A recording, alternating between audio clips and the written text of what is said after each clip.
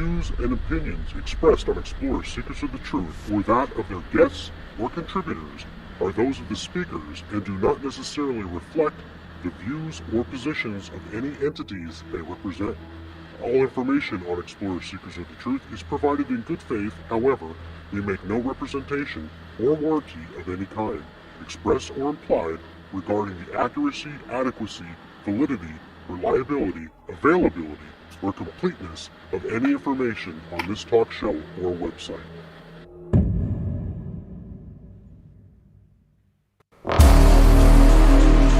From monsters and ghosts to otherworldly beings, join the Explorers as they venture into the darkest realms, seeking the truth to what goes bump in the night.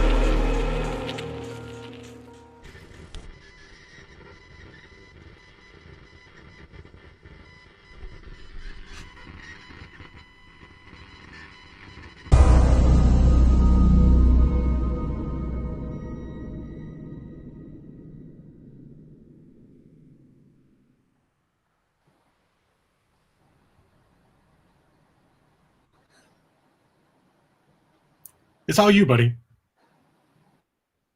Oh, good evening and welcome to Explorers Secrets of the Truth episodes. My camera, your camera, my camera didn't pop back up. Oh, well, that's not surprising. Yeah, no, that's why I was sitting here like dumbass.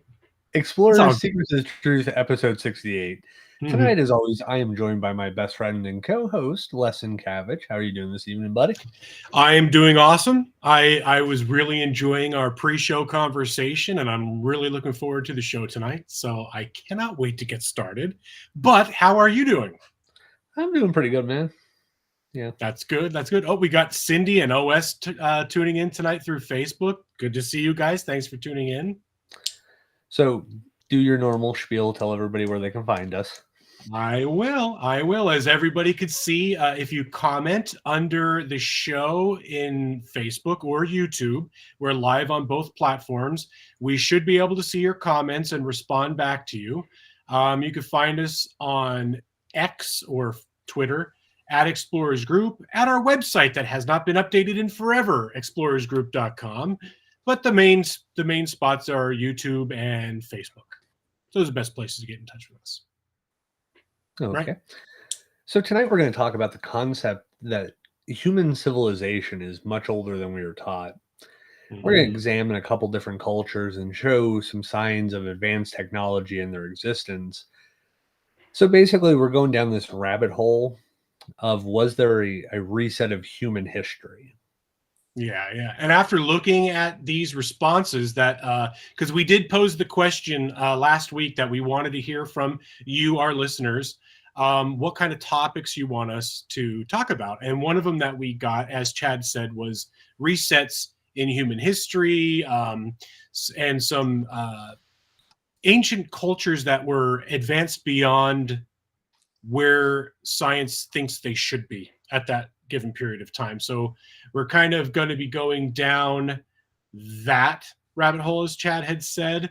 And so we took that suggestion from you, our listeners, and my brilliant best friend had laid out this case for us to look into the alternative history.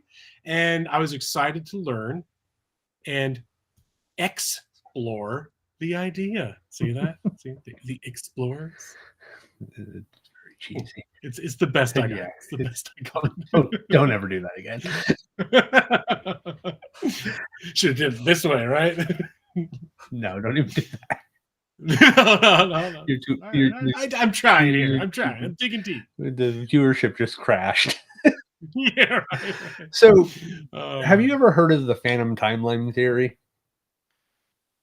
Phantom timeline theory, is that the Herbert Illig theory, if I'm remember correctly or pronouncing it correctly? Yes. Now, before we get into that, tonight is going to be a really long show. Yeah. And depending on what rabbit hole you kind of choose to go down, there's a mix of recorded history and conspiracy history. And we're going to try to hit a little bit from both sides into the show. you have your one of them I stayed away from was the ancient alien stuff, because I'm sorry, that's overdone, and it does not. Again, my biggest thing on it is human exceptionalism. It just rules out any chance that we did all this stuff. And then you also have like Graham Hancock's famous for saying, the human species is a species with amnesia, because we don't know anything past a certain point. We just automatically assume there's nothing. So now to get in, Illig's theory is hypothesized to be, it's a conspiracy by the Holy Roman Emperor Otto III and Pope Sylvester II, and possibly the Byzantine Emperor Constantine, to fabricate the Anno Domini dating system retroactively in order to place it in a special year of AD 1000 to rewrite the history to legitimize Otto's claim to the Holy Roman Empire. Yeah, and he believed that this was like achieved through the alteration or the misrepresentation and forgery of documentary and physical evidence. According to this scenario, the entire Carolingian period, including the figures of Charlemagne, is a fabrication, with the phantom time of 297 years, AD 614 to AD 911, added to the early Middle Ages. So his claims include his first point is there's very little archaeological evidence dated to that period between 614 and 911. And then the dating methods used for such recent periods, your tree rings counting is inaccurate. And the medieval historians rely too much on written sources and not actually seeing any of it.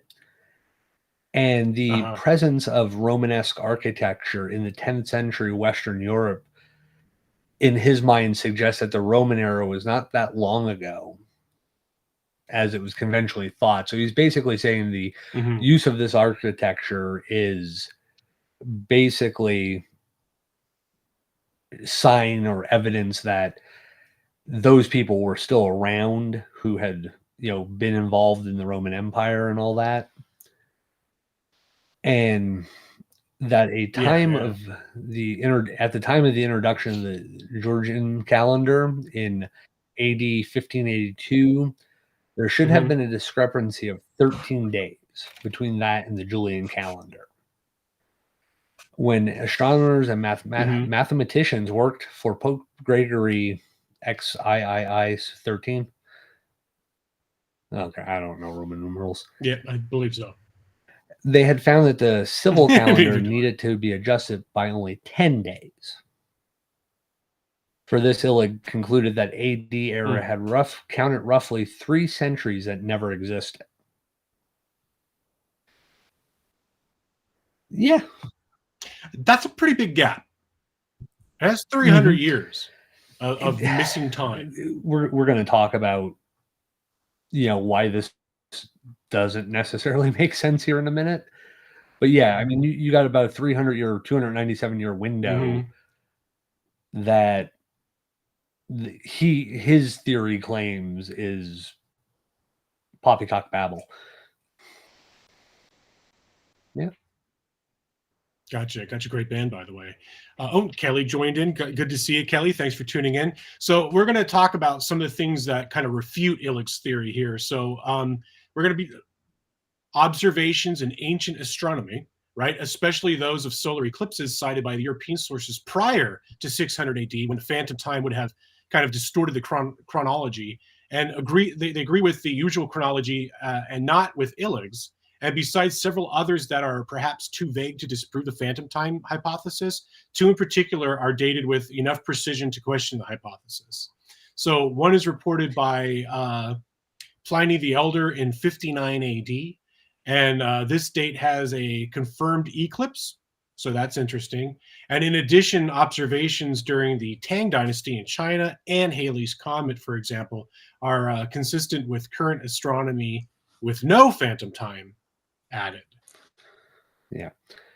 Now, the archaeological remains that are found and the dating methods used at the, in some of these areas, basically the tree ring dating. Dendrochronology. Yeah, dendrochronology. Yeah, whatever. Refute rather than support the phantom time. Yeah. So there are things found, and the things found around it that are datable. Yeah. Are showing up in the naturally. Showing up right in those areas in time. Mm-hmm.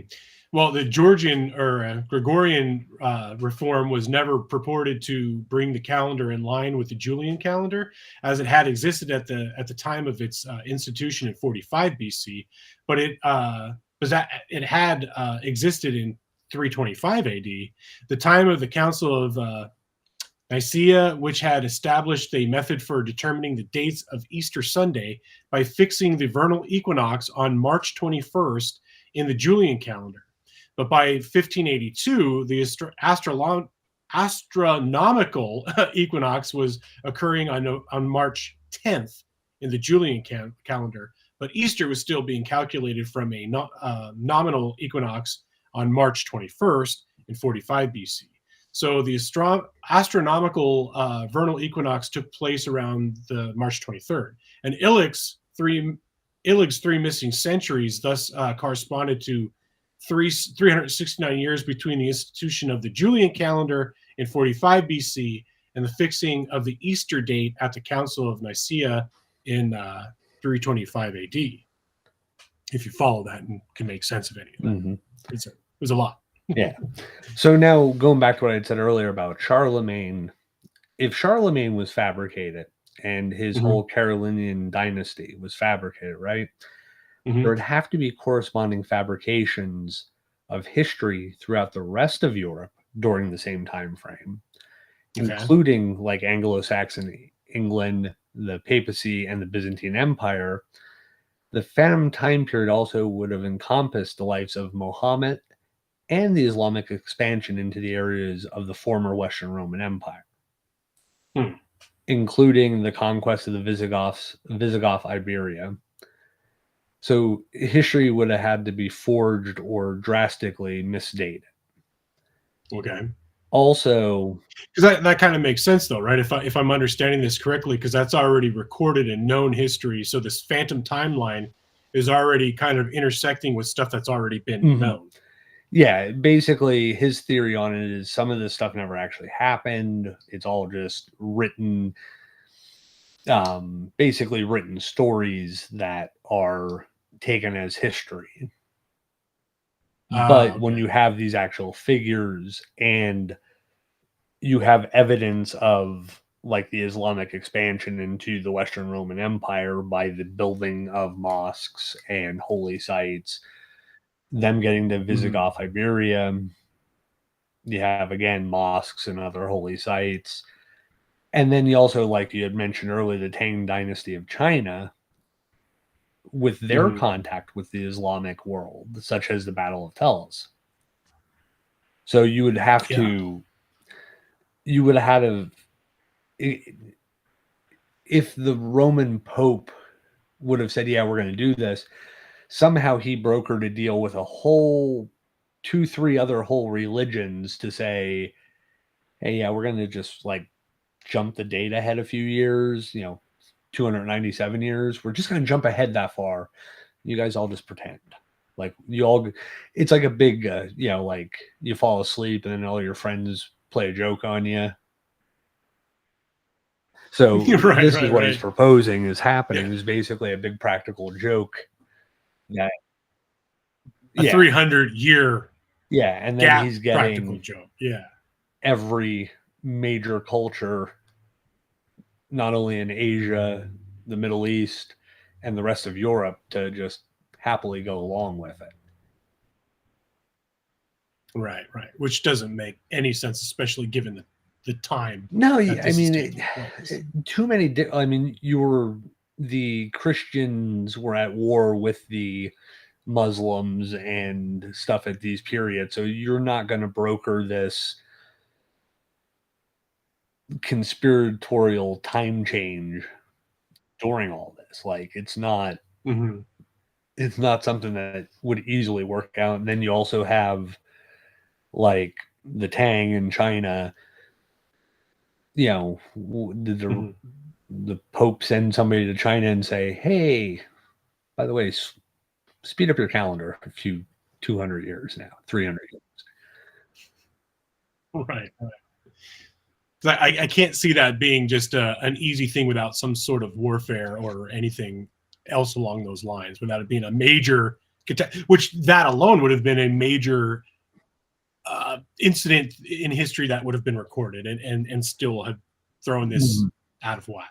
You know what I mean? Like that would have been something of relevant importance to date, and it kind of would have backed up that theory. Then, you know what I mean? Yeah, and you think like competing religions, if the Pope would have changed the time frame, the competing religions would write that down to show that the Pope was evil and that their religion is the true religion, and right, you know, right. There'd have been major upset. Yeah. And well, Alicia's saying hi from YouTube, so it looks like we went live on YouTube. That's good. Knock on wood, probably no technical issues thus far. So far, except for the screen. Except for your, yeah. Hey, there's Joe. Hey, buddy. Good to see you tuning in. He's tuning in from Facebook. So, all right. So what's the next part that we're jumping in here? So now we're going to look at the Perry-Rees map. Now, Perry-Rees map is a world map that was compiled in 1513 by an Ottoman admiral and cartographer, Perry-Rees. And approximately 1/3 of the map survives, and it's housed in Topkapi Palace in Istanbul. If anybody is listening to us from Istanbul, I do apologize. Topkapi? Yeah. Topkapi. Yeah. We're not good with foreign names, people, if you haven't picked up on that already. We're not all that great with English words sometimes. That's true. That's true.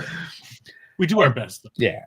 So it was rediscovered in 1929, and the remaining fragments garnered international attention as it includes a partial copy of an otherwise lost Christopher Columbus map. That's awesome. Well, here's a question, and maybe you're going to answer this moving forward. How much of the map is missing, and how much do they have? It's like 1/3 of the map is still in one piece. Oh, only 1/3. It was actually drawn on a gazelle skin. No kidding. Yep. That's pretty wild. Yeah. Huh. Yeah, an interesting map. That's right, Cindy. All right. So I'm sorry, I cut you off. So we're the Antarctic claim originates with Captain Arlington H. Mallory, a civil engineer and amateur archaeologist who was a supporter of the pre-Columbian transoceanic contact hypothesis. So Mallory used a grid system to reposition the coordinates on the map and claimed the accuracy of these reconstructed maps to be comparable to actual modern maps of that time, which again is interesting in itself. So it's kind of corroborating this mystery map, for lack of better terms. Now, Mallory's ideas were exposed to an even wider audience when Georgetown University broadcast a discussion between Mallory, the director of the Weston Observatory, Daniel Lehman, and the director of Georgetown University's Observatory, Francis Hayden, in 1956. And inspired by Mallory, historian Charles Hapgood, in his 1966 book Maps of the Ancient Sea Kings, proposed a theory of global exploration by a pre-classical undiscovered civilization based on his analysis of Renaissance and late medieval maps. So Hapgood's book was met with skepticism, obviously, due to its lack of evidence and its reliance on a polar shift. Now, Hapgood acknowledged that his theory did disregard the text and some of the placement of the land masses on the map. For example, he designates an island to be half of Cuba, claiming it was wrongly labeled as Hispaniola or Hispaniola, and remarked that nothing could better illustrate how ignorant Pires was of his own map. Now, Hapgood and his graduate students who aided him in his research were influential in spreading the idea of the Paris map showing Antarctica as it looked during the Neolithic without glacial ice. Right. And well, there's two letters reproduced in Hapgood's book expressed optimism about this hypothesis based on the 1949 Norwegian, British, Swedish seismic survey of Queen Maudland. And according to geologist Paul Heinrich, this mistakenly conflates the topography of the Antarctic below the ice with a hypothetical ice-free Antarctica, which is interesting because, I mean, that is like miles deep of ice. And it could not take into account post-glacial rebound, where land rises after massive ice sheets melt away. Additionally, the 1949 survey cannot measure even 1% of the area drawn in the Parry-Reese map. Subsequent studies with access to more data have shown no significant similarities to Antarctica's coast beneath the ice or a projected Antarctic coastline without ice. Now, Hapgood mistakenly believed that the Antarctic had been free of ice in 17,000 BC and partially free of ice as late as 4,000 BC. These erroneous dates could have put the mapping of Antarctica contemporary with known prehistoric societies. Now, most recent ice core data show that Antarctica was last free of ice over 10 million years ago. That's a massive gap. 17,000 to or 17 to 4,000 BC to 10 million years ago. And I would even dispute that 10 million years ago because I've listened to, other geologists speak of it as late as 6,000 to 4,000 BCE being ice-free or partially ice-free. Now, the thing is, it is a mile thick ice. And then, you have mile thick in most spots and a couple 100,000 feet in other spots when it gets out over water. But they say, that it had retracted, grew, retracted, grew, retracted, grew. So I've heard them say is, 4,000 BCE to 6,000 BCE, at least at some point the coast was ice-free, the Maudland and all that. So that number's kind of sketchy. But you have writers like Eric Van Dongen, Donald Kehoe, and Graham Hancock have uncritically repeated Hapgood's claims as proof of anything from ancient astronauts, flying saucers, a lost civilization comparable to Atlantis, respectively. Right, and we talked about that one before with the city underneath the ice, or the lost world below the ice. Yeah. Now, at least Graham Hancock, I know I've listened to a couple of his audiobooks, has went back and changed his statements in later prints of that book. See, that not to cut you off, but that's another reason why I love getting my hands on old books, like the first editions and stuff, because you get that original kind of, this was my idea, and then you don't have that decades of reprinting, restructuring, reformatting, and you know what I mean, changing. I like the raw story. But I'm sorry, I just had to throw that in there. Yeah. So I mean, yes, it's a misquote, yet there's other evidence that says that, like, they've done core samples off the coast. It's showing sediment and rock and, vegetation in the ice cores and stuff like that, that only could have come from inland rivers being, washing the stuff down from rainstorms, and that the climate was warmer. Yeah. Not millions of years ago, but within the last, 10, 12,000 years. Earlier than the last ice age. Mm-hmm. Yeah. Thousands of years earlier Mm. than the last ice age. Yeah. So, I mean, if you figure too, just look at the ice age. I mean, that was 100,000 years ago to 60,000 years ago, 40,000 years ago. 12,500 was the end of the Younger Dryas. So, I mean, and that was 2 miles deep ice on a large landmass. So, I mean, Yeah. I think it's feasible to think that Antarctica could have thawed, maybe not completely, but like you were saying, at least the coasts to a good distance inland to expose landmass to back these theories. Mm-hmm. I mean, wouldn't you agree? Yeah, I would say so. It's definitely possible.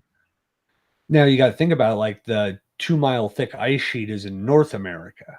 Yeah, which is a warmer.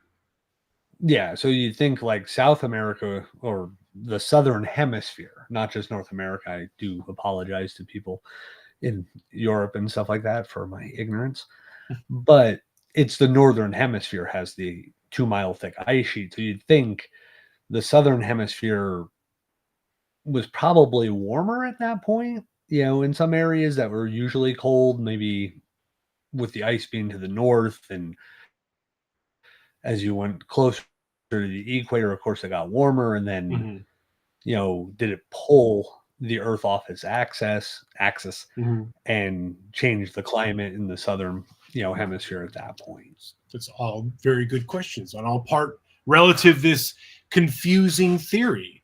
What does Kelly say here? They found Göbekli Tepe that has a settlement dating 11,000. We're going to touch on that. So it's good that you're paying attention. But before we get into that, I should say, we touched a little bit about the pre-Columbian theory.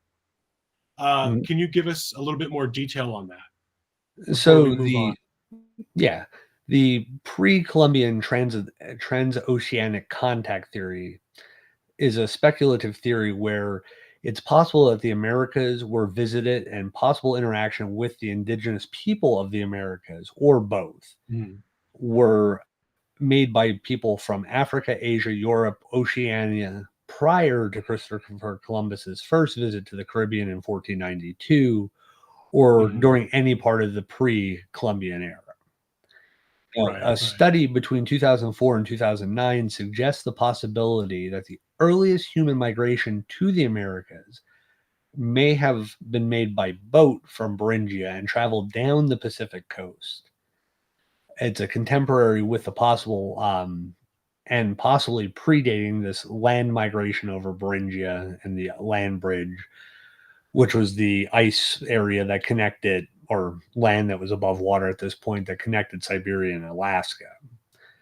Right. Where the transoceanic travel occurred during the historic period, resulting in the pre-Columbian contact between the settled American peoples and the voyagers from other continents, is going to be vigorously debated. But much like the whole Beringia land bridge ice-free corridor has been proven to be nonsense, the Kelp Highway, which we talked about that. The Kelp Highway. This is basically the theory where the Kelp Highway is based.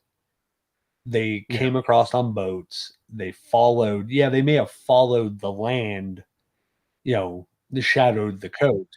The coast. But they realized at a certain point they kept going south, and it started to get warmer and warmer and warmer. And they probably made landfall somewhere in like California.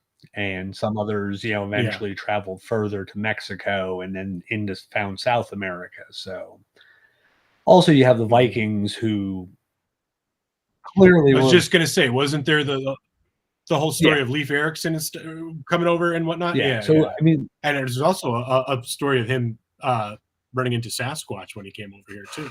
But that's a whole different show. Yeah. But I mean, the whole thing of it is we do know that there was, at least on the East Coast, Europeans that had come this far at some point prior to Columbus. Right. I mean, Columbus was also using maps from other people. So where did those maps come from? Right. So obviously people were here or very close. And Christopher Columbus was probably the most uh,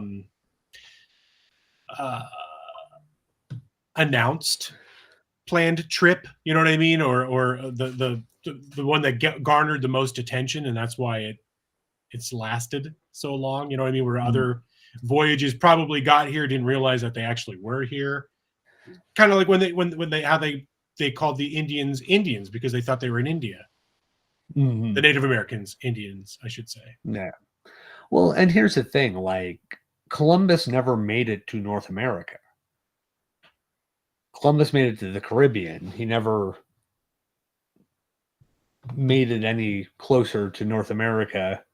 He made it to like Cuba and stuff like that. So I mean, it's like his knowledge of North America or even meeting natives in these areas was the Caribbean. It's not North America. It's the Caribbean. So, right. you know, also you got to take into account some of these voyages never made it back. True. So how are you going to know where they got? Yeah. Gotcha. You know, you do have some DNA of Europeans that is showing up in native tribes, but not in recent, recent generations. It's a lot further back that these markers are coming from. Is your camera froze? My camera froze? Anybody want to tell me? Oh, no, you look. Both of our cameras are froze. Gorgeous as always. No, no, it's good on my end anyway. Again. Okay, but how about everybody out in viewer land in Facebook or YouTube? Have we frozen or not? Let us know in the comments. But we're going to continue. So we talked about the pre-Columbian theory. And so let's go back to Antarctica. So like we're saying, like the last time it was ice-free was 4000 BCE, before any known civilizations existed.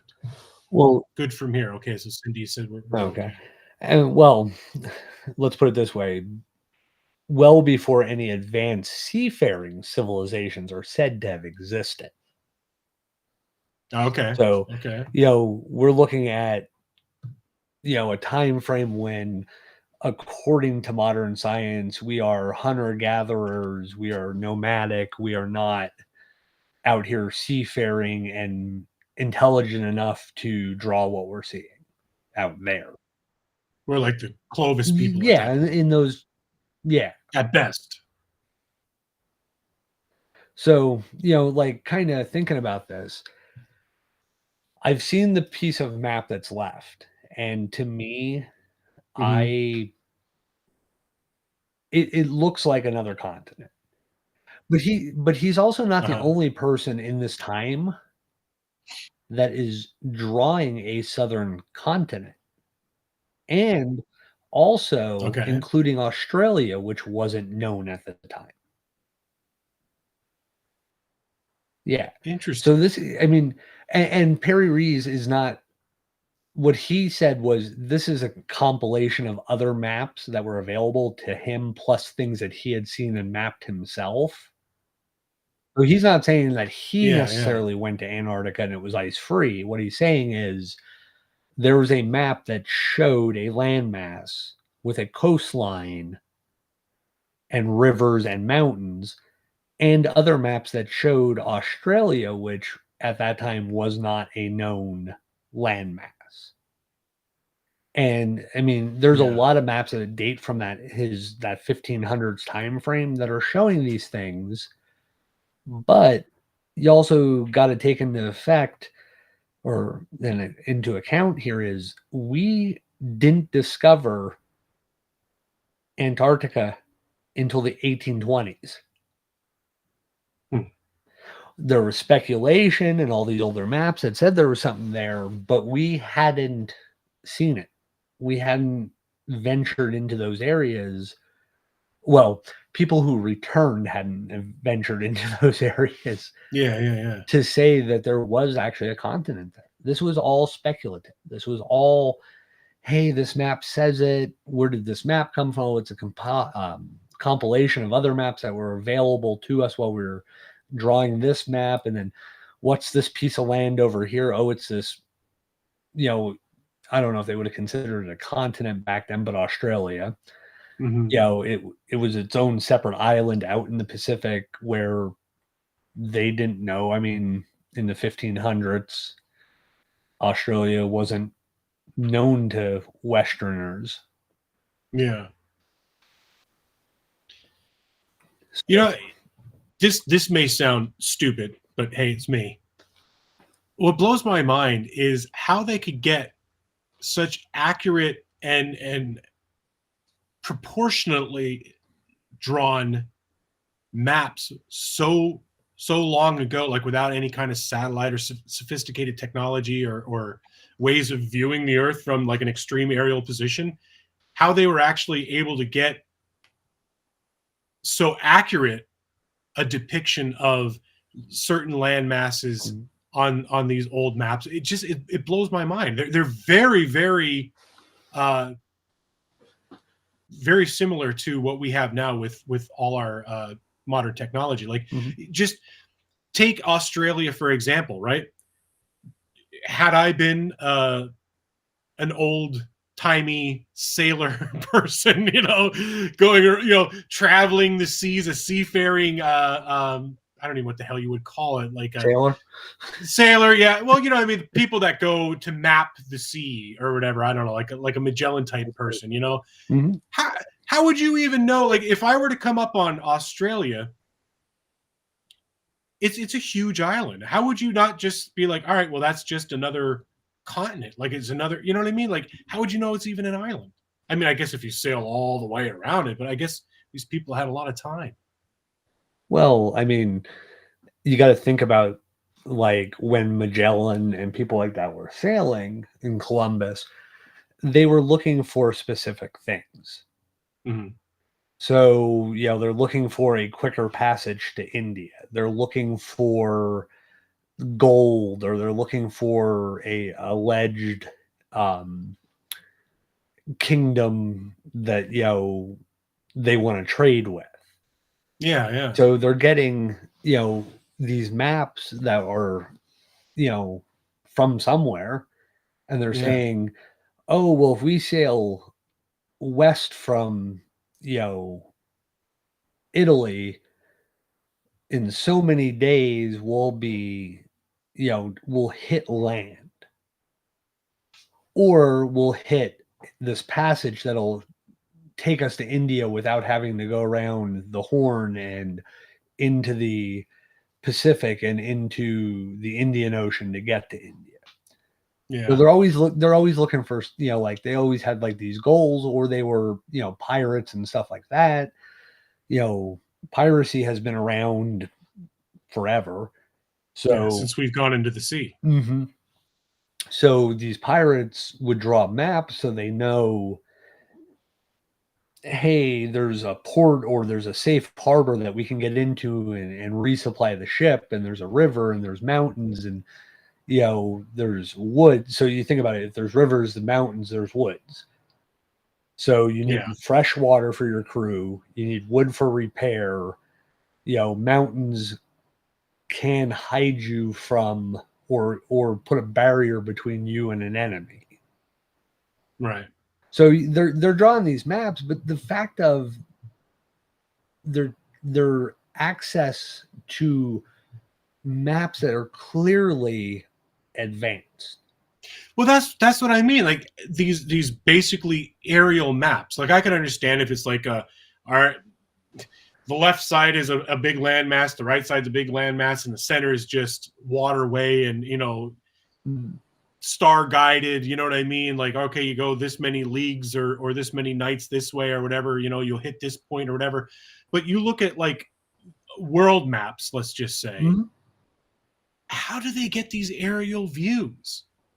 You know what I mean? Like, it's just, it blows my mind. Cause like Cindy says, not possible from ground level view. That's kind of where I'm getting at, is like, you're not going to stand on one side of a continent and see the other side. Like even like and I'm going way off course here, and I apologize, but take Lewis and Clark and stuff when they were going to the West Coast and stuff, and they mapped every.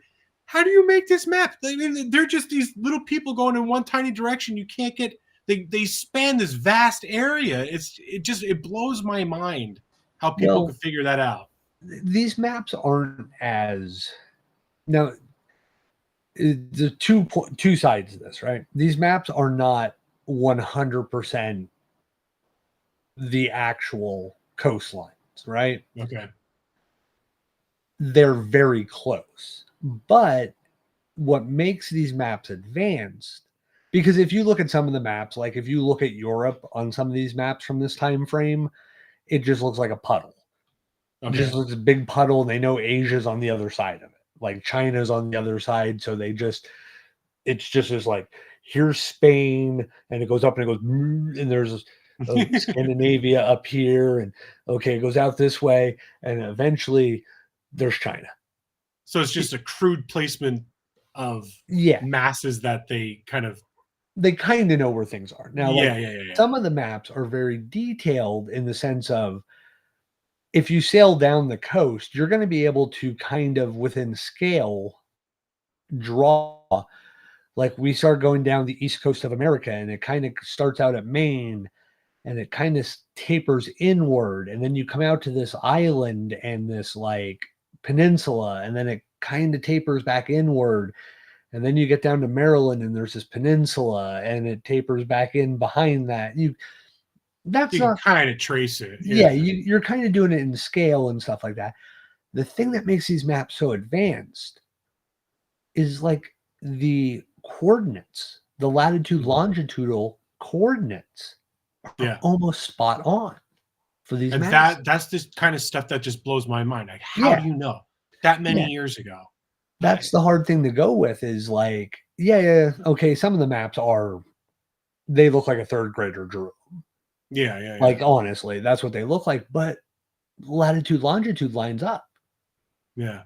This is we're going to kind of talk about some of the mathematics towards the end of all this.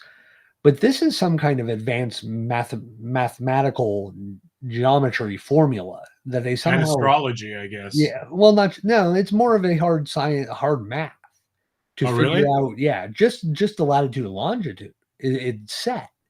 So they're figuring out this, and they're putting things in the right spots. They may have the names wrong. They may have the exact shape off. But again, too, like you said, you only know if you've sailed down the Atlantic coast of North America, Central America, and South America. You can only speculate what's on the other side of those. Yeah. Until somebody who went down the other side of them can take your map and their map and put them together and go, okay, well, the land does this, and then it comes down like this, and then it's just big, and it drops down to a smaller point. Mm-hmm. So until that's done, but to put this island at this longitude, latitude, this many minutes, and put it in the right spot. Like, it's just mind-blowing. Yeah, there's a geometry to all that. Or I'm going with what Matt Northey says is aliens. Not saying it's aliens, but it's aliens. But see, that's what gets me is like we want to accept that we are not exceptional. Right. We want to, for some reason, accept this ancient aliens who hook them. I mean, the fact that 90% of the things presented to Van Danken were frauds.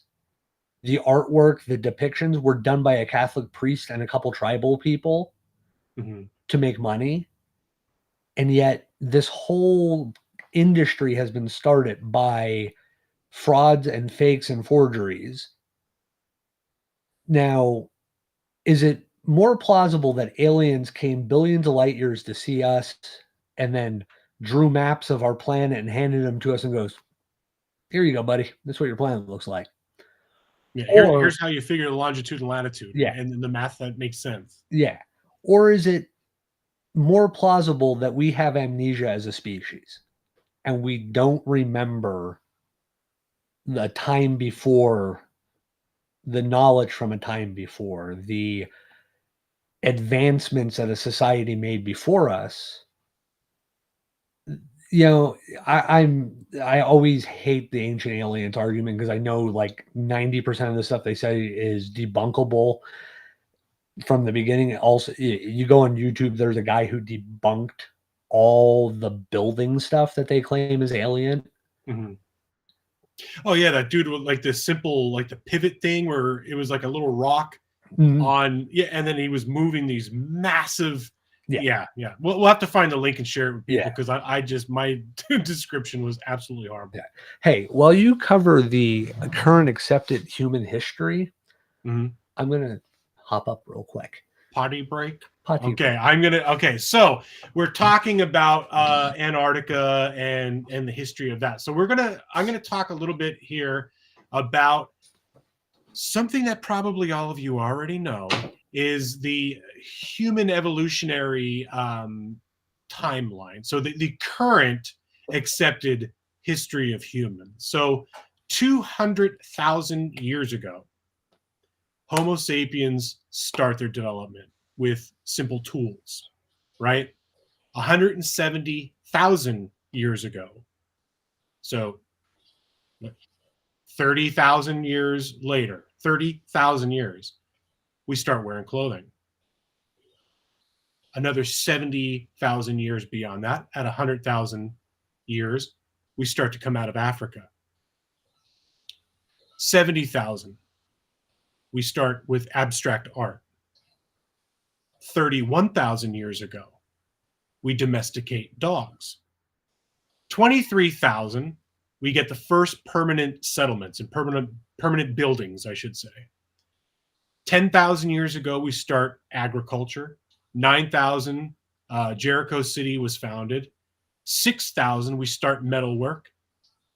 5,000 years ago, the wheel was invented, which, looking at some of these, blows my mind at the order of how some of these things took place, but we'll talk about that later.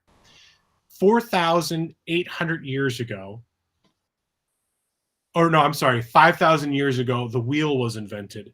4,800,000 years ago, writing was invented. So we have art, domesticating the dog, permanent buildings, agriculture, cities founded, metalwork, wheel, and then writing. I feel like writing should have been right around after domesticating dog and before, or maybe after abstract art and domesticating dogs. And then, because I feel like we should have had that form of communication before all this other major stuff that seems like it would have needed writing to come along. But anyway, 3,300 years ago is the start of the Bronze Age. 3,100 years ago, Egypt unified. 1,300 years ago, Judaism was founded, which 1,300 years ago, in the grand scheme of things, that is not that long ago. 800 years ago, Greece is an ally state. 776, first Olympic Games, which is amazing that they're still even going on, almost a century, or not even a century, a millennium. What is it? A century, right? It's 1,000 years? No. Millennium. 100 years. Millennium, that's it. Oh, yes. 753, Rome was founded. And again, that doesn't seem that long ago in the grand picture. And then BCE, before Common Era. Mm-hmm. Wow, I made it back before the end of that.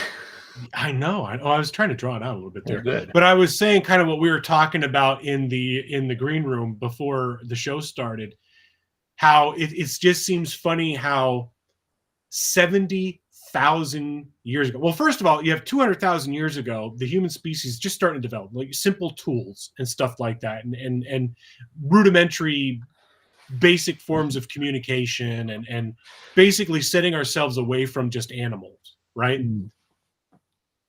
30,000 years later, 30,000 years later, we just start wearing clothes. So we shed our hair, I guess, or body hair, and we start wearing clothes because we're not out of Africa yet at that point. Yeah. That's just mind-blowing. Yeah, well, I mean, it took us 100,000 years to figure out how to get out of Africa. Right.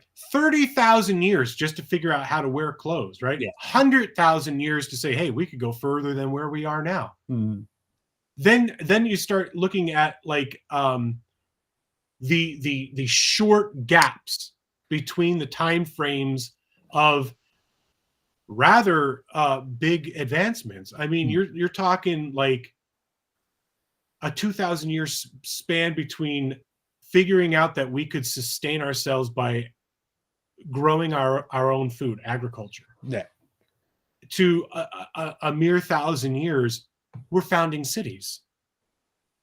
Mhm. We're, even 23,000 to 10,000. So 13,000 years, we're building permanent. Now, this could be, stick huts, like, you know what I Mhm. mean? Like very basic structures, permanent buildings, I guess, and then we're growing our own food. And then another just 1,000 years. Then all of a sudden, you know what? We're going to build a city. We're fueling our brains. We're figuring out how to feed our brains, quite literally, with our different food sources and means of being able to sustain that. We're not just running after herds of animal and hoping we could take something down. Now we figure out how we could sustain ourselves long term, and just starting to look at those short gaps between all of these evolutionary marvels. You could see that advancement in the brain and how Mm. we're able to conquer these feats. It's astonishing Mhm. to me. Well, it also, like you said about like agriculture, which means we started to domesticate animals, other Mhm. animals besides dogs. So we went from running, these creatures off a cliff to what if we ran them into a pen, like we make a wall and then another wall that we can push closed and keep them in this area, and then we just let them eat and we give them water and they make more of themselves, and then we take some of those and we butcher them, and then we put them, we preserve them and we eat them as the year goes on. Mhm. um yeah, and I mean, that was even before the invention of the wheel. I know.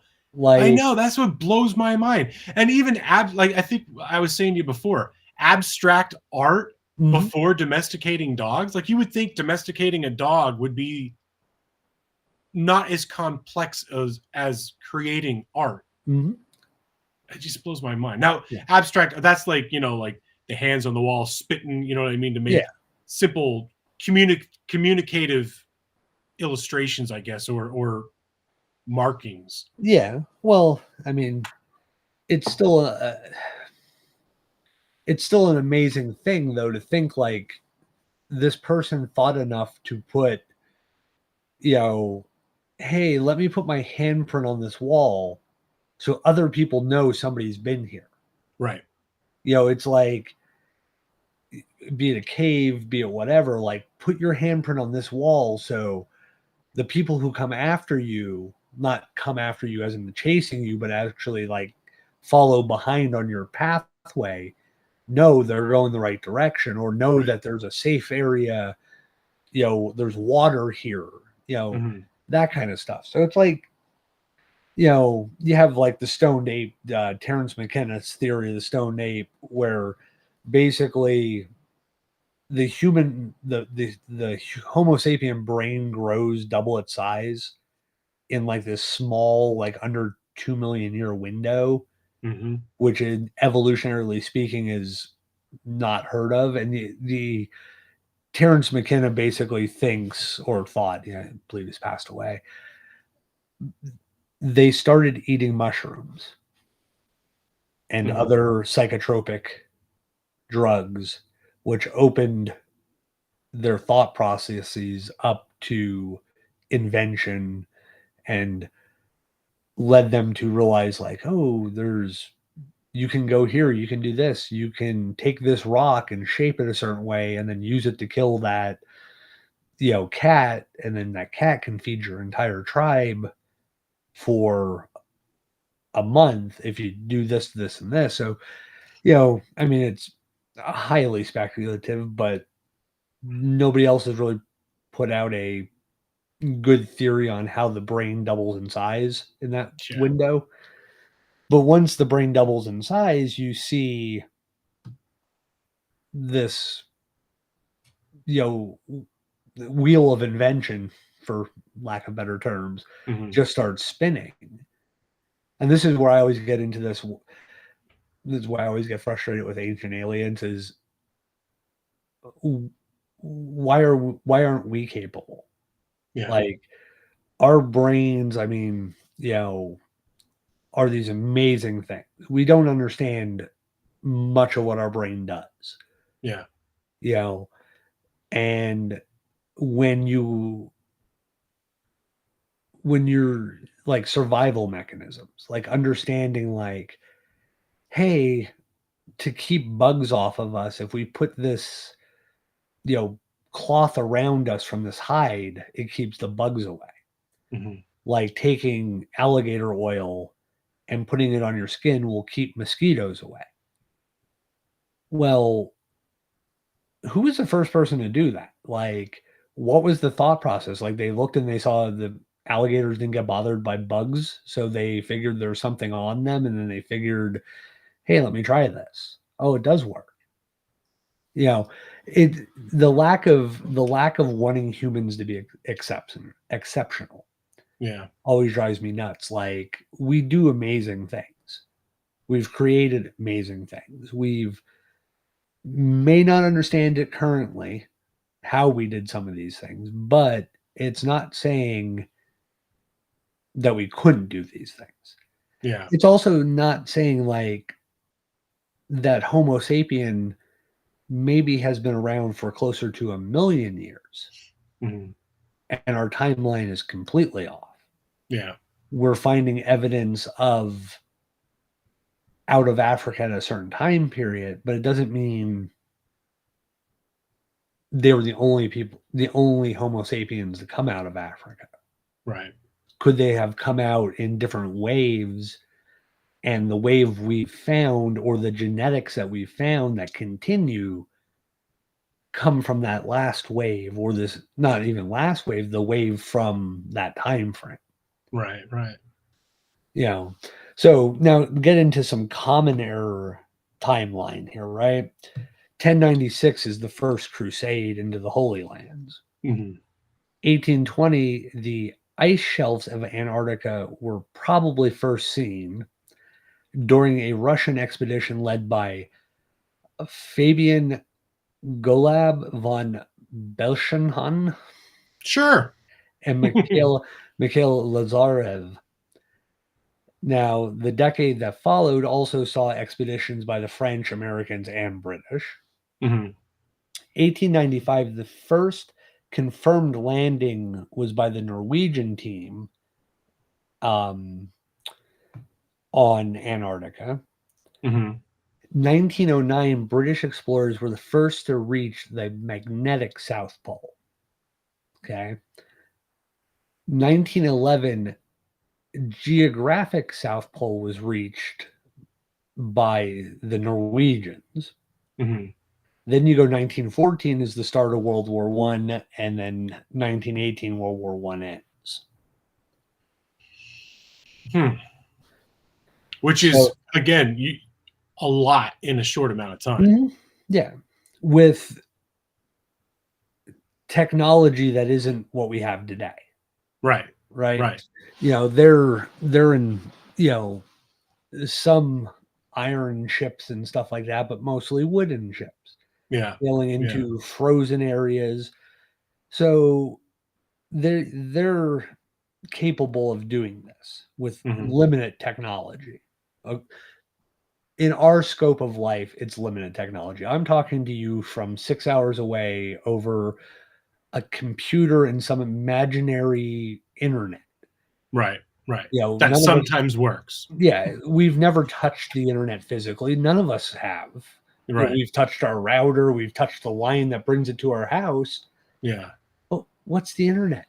Yeah. In the grand scheme of things, if you went back to 1909 and handed the British explorer your iPhone,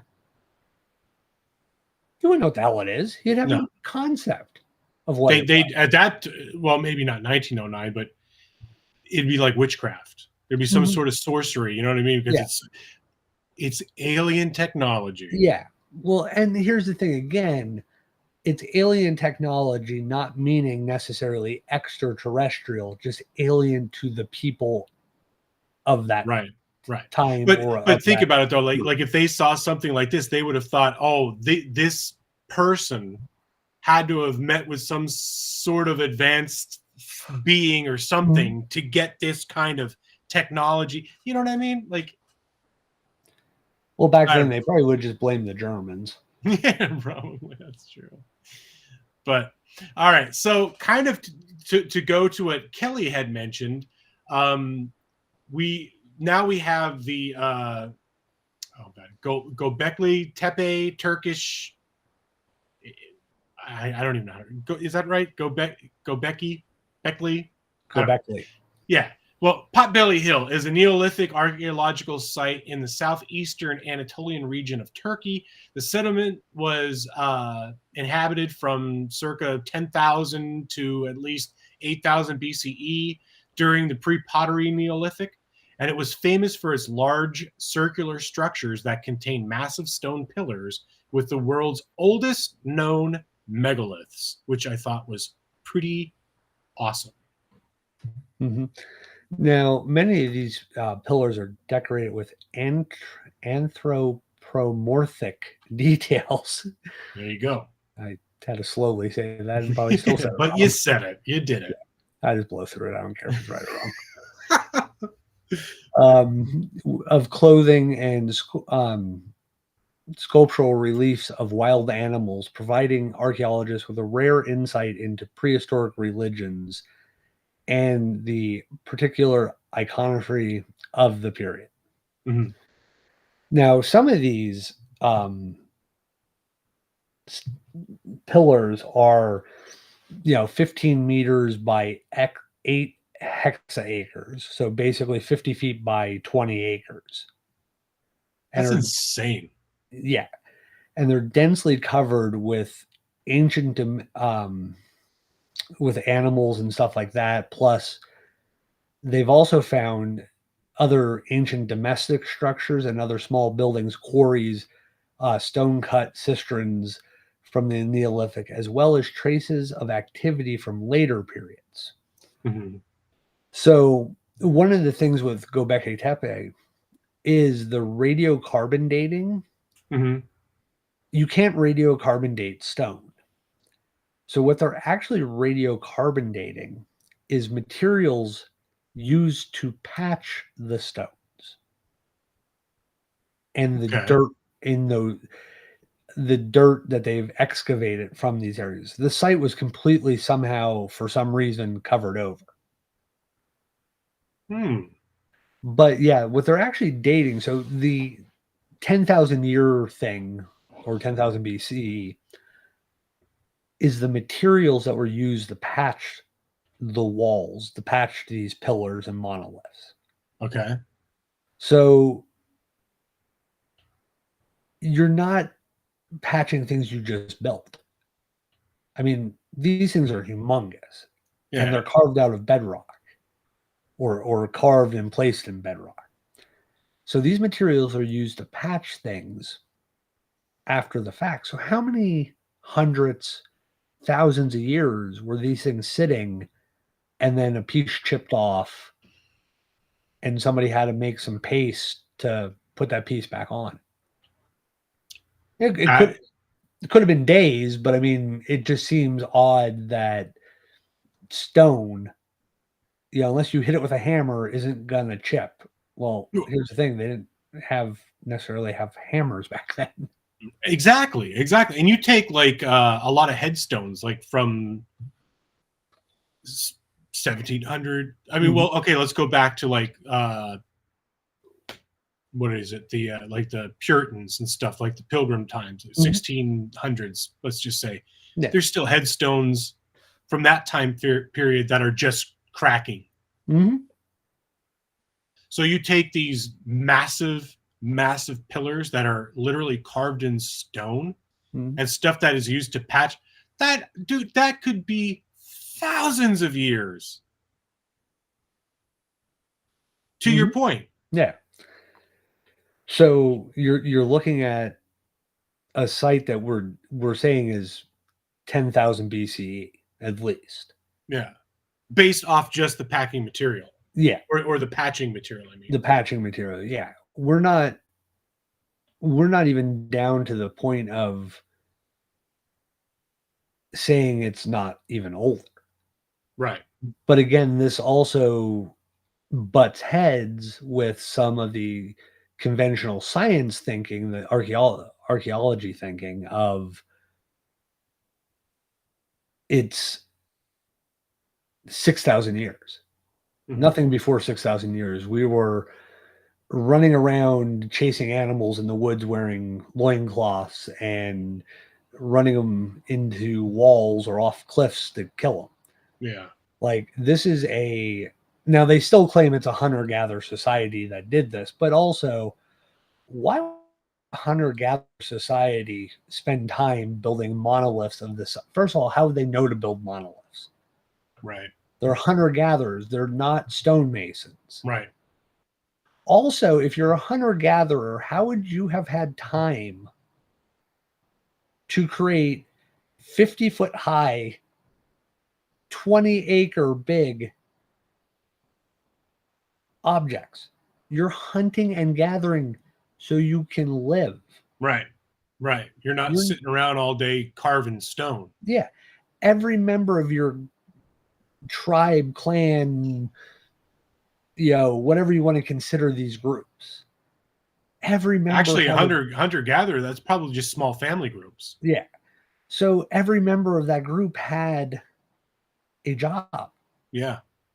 You were the one that spooked them. I was the one that pushed them, made them run the opposite direction to this cliff that we knew of. Or, you and I snuck up on them and then we would shoot them with throw spears at them.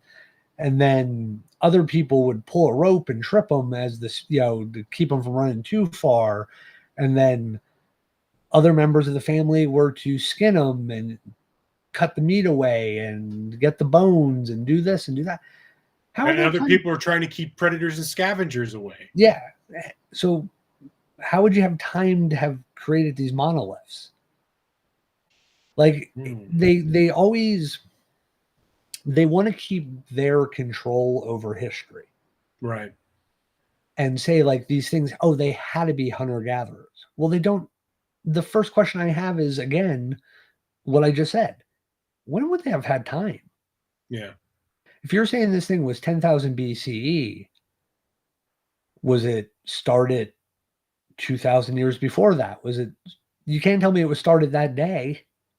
And these people had all this free time to just, hey, I not only want to make a 50-foot high pillar, but I also want to carve this giant snake on it. Right. So I'm going to take off from hunting today. You guys make sure I have food though when I'm here, because I'm going to get hungry. Yeah. But you guys do all that work, and I'll just be over here chiseling away on this rock. Yeah. I got to make the snake. Yeah. I don't know. Well, Kelly poses a question here. Wasn't it built following the stars? And I'm going to throw that to you. Do you know? I don't really know. I don't think they know really what it is.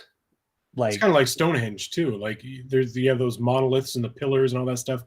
What was it? What was the intention? Was it a calendar? Was it, Yeah. I mean, they speculate it was a religious site. Mm-hmm. But again, it's a hunter-gatherer society. What religion are they following? Our general understanding of these cultures is like ancestry worship. Right. Or a few deities that the wind. Nature. Yeah. Natural deities. Yeah. Mm-hmm. So I don't think they really know what it is. And I don't think again, this is all stuff that we have to speculate on what its use really was.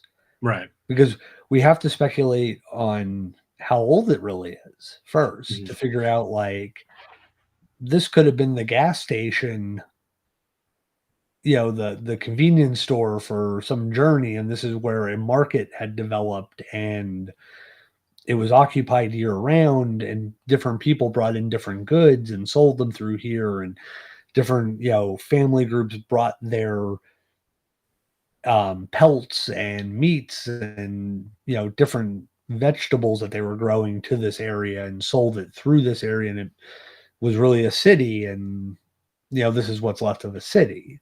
Yeah, yeah. Well, she brings up another good point. She says, still having any ideas like that at that time are ahead of what we were originally thinking that they were capable of. Yeah. So, Yeah, I'm not saying this is the advanced society that we spawn from, but somebody pointed them in a direction. yes, yes. Because you don't go from skinning, and I, for people who don't like meat or whatever, it's a fact of our history. It's how to be done. Yeah, Skinning an animal, flaying it, and then you don't go from knocking stone on a bone to, hey, let's carve these monoliths. yeah. In a 20-acre area. Yeah, That is 50 feet high. massive. Yeah. Yes. So you don't go from one to the other. There's no natural jump there. Yeah. That's mind-boggling. Mind-boggling. All right. So where did we leave off here? We're going to talk about Karahan Tepe. Karahan Tepe is an archaeological site in Sanliurfa province in Turkey. The site is close to Göbekli Tepe, and archaeologists have also uncovered T-shaped stelae or pillars there. I don't know if I pronounced that properly. And according to the Daily Sabah, the excavations have uncovered 250 obelisks or pillars featuring animal figures as recently as 2020. Mm-hmm. So they're still discovering new things up till 4 years ago. And this is actually much older than Göbekli Tepe. Yeah, yeah. They're saying the start date around there is about 12,000 years old now. Yeah. So this actually makes it the oldest permanent settlement in our known history. Right, right. And what you got to think is, when they say close to, this is about 50 miles apart. Yeah. And at least 2,000 years older. Mm-hmm. Well, yeah, because the first founded city of Jericho was 9,000 years ago. So we're already, what, 3,000 years older beyond that? Yeah. Yeah. So, and in this area at the time, the climate was a lot wetter and cooler. And in the area, you can see evidence of many dry riverbeds. So this would have been a very lush area, and you probably would have had a lot of animals coming in to feed, drink, all this. So, and it would be ideal areas for permanent locations. So the fact that these structures did exist, isn't that surprising? Because it would be like the right areas to stay year round, long term. But to go back to your point, especially going back that far in time, where are they getting the tools and the technology to create these massive things? Sorry, I yeah. Oh no. This is the whole thing. This is why I can get behind. There was an advanced civilization. Yeah, the reset theory. Yeah, the whole reset of human history. Like, this is why I believe it more so than, again, the aliens came here and showed us everything. Yeah. Right. Now, this site, they found the architecture is completely different than Göbekli Tepe. Unlike the large T stones at Göbekli, that were carved and selectively erected on a special platform of stone. At this site, they're carved directly into the bedrock. Jesus. And the entire site is almost entirely carved out of bedrock. Hold up. So going back to the timeline, we didn't even start metalworking until 6,000 years after when this is being dated to. So what are they using? Stone to smash stone? What kind of stone are they? What is this made out of? I mean, bedrock. It's stone. Got to be granite. Yeah.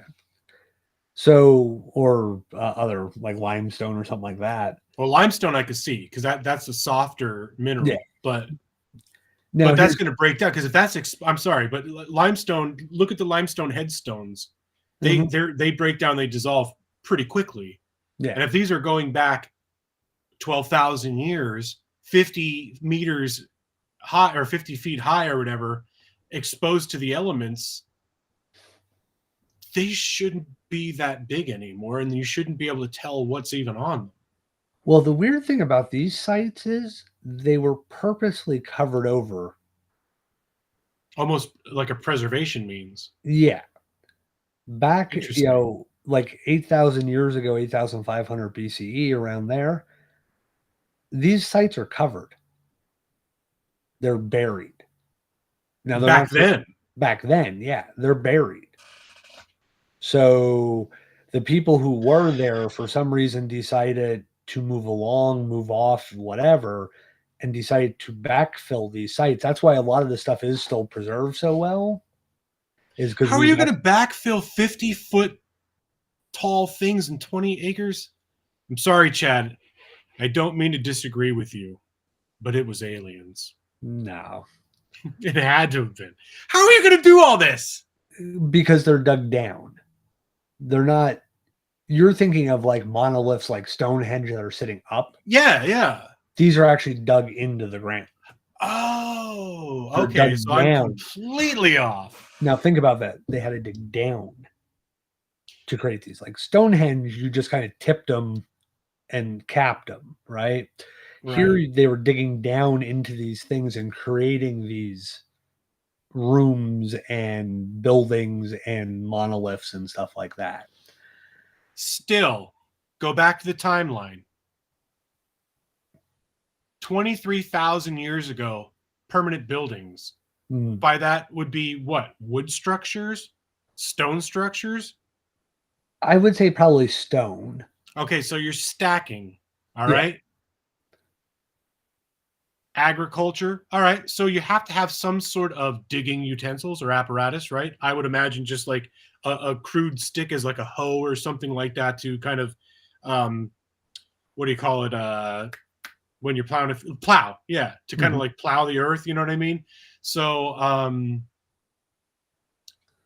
right. So then the city is founded, but we're talking thousands of years in between. This isn't just like, okay, well, 10 years later, we did this. You know, these are thousands. I'm still not able to fathom how they're doing this. Well, it's thousands and stuff like that according to the accepted convention, right? What we're talking about is things that break away from that accepted convention. Right. The fact that like at Kerhan Tempe, they had waterways carved, and even the what one would say is like pools, like actual like pools for collecting water, but also pools that had like benches in them for like bathing or recreation. And the stones that are like where this bench is in this pool have carvings of animals, snakes, jaguar or leopards, different birds and stuff like that. And they even have what archaeologists refer to as the penis room. Okay. So they're now looking at this site as it being a fertility cult of sorts. All right. Like they have multiple penises depicted in this one room. So if you think about it, right, if you're a society that experienced a reset, Yeah. so you're the survivors of the apocalypse. Okay. Once you have shelter and you have water, and by having water, you have food, animal, meat, the availability to do agriculture, grow wheat, barley, whatever. Wouldn't repopulation be the next most important thing? Yeah, because you're gonna want to regrow your society, you want to regrow your civilization. But here's a thought. What if that was the end of that era, and then and then it was reset, and it was almost like taking a few steps back, and that's why we're thinking that the timelines don't kind of add up. Because think about how, just take the world how it is now. You know what I mean? You have all like the Roman Empire. You could only be on top for so long, and look at us now. Like, our society's falling apart. We have everything we need. We're gluttonous. We're advanced beyond measure. You know, we're at the point now where I feel like we're going to be hitting that collapse before the reset. You know what I mean? Almost like that movie, Idiocracy. Mm-hmm. You know what I mean? Where, you know, we get so far, and then we just we or almost like that is that, what was it, experiment 59 or something like that, with the mice, experiment 25, I think it is. I have no where clue. where scientists put these mice in a controlled environment, and there was, you know, X amount of them, and then they bred and they were fed. They were given water and food every single day. They had everything that they needed to be safe. There was this huge boom in population and breeding, and then they started breaking each other down, like society wise, and cliques and all this stuff, and then they basically destroyed themselves, and then they would start again, and the same thing would happen, right? So I'm thinking, to your point with the whole reset thing, that is what's happening, is we get advanced, and then we hit a peak, and then we collapse. And it sounds like with this fertility room, it's almost to the point where it's like you said, it's like a cult. Like, we have everything that we need. We're gluttonous. Then we start losing the big picture, and we stop caring, and we lose ourselves. We collapse, and then it's like the struggle to reinvent yourself, and you're starting from scratch again, and then you have that slow buildup. So I don't know.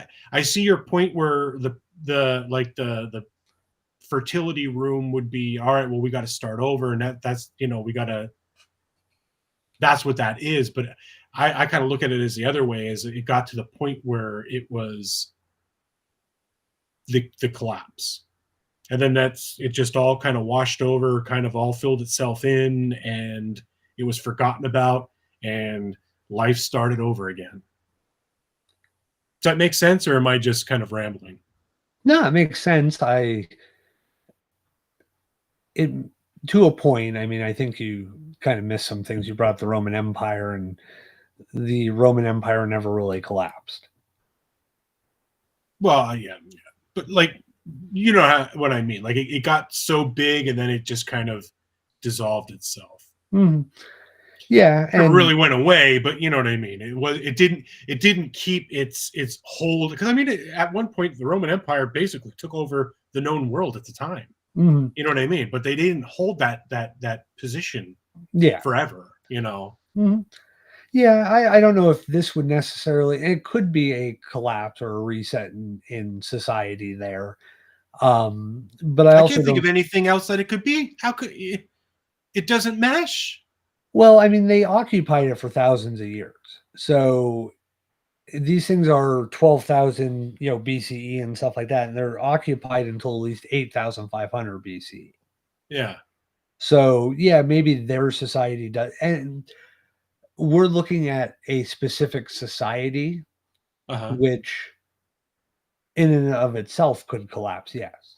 Yeah. Like one society, like you have a bad ruler, he poisons the wells and makes you buy the water from him, and eventually the people revolt and they kill him, but then they're like, our cousins that live 50 miles away are going to come here in a few weeks. We need to go away. We need to like get rid of all the evidence that we were here, or there's a warring tribe coming at us from a different area and we need to now move on because we can't hold this land anymore.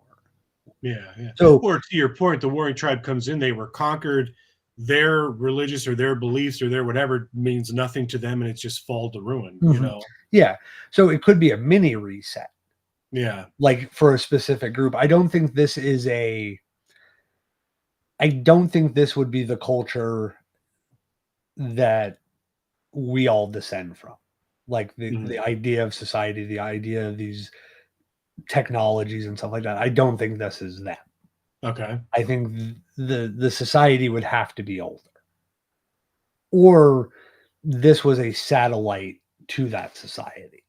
Gotcha. Right. So you might have a pocket of the society here. And again, this might have been the area where they went to, it's their Poconos, it's their honeymoon destination. And that's why there's a fertility thing. And it's supposed to True. be, in their religion, it's good luck to go in this room and rub the head of it. And, you're going to have many children then. So Yeah. I don't think it's old enough to be the society.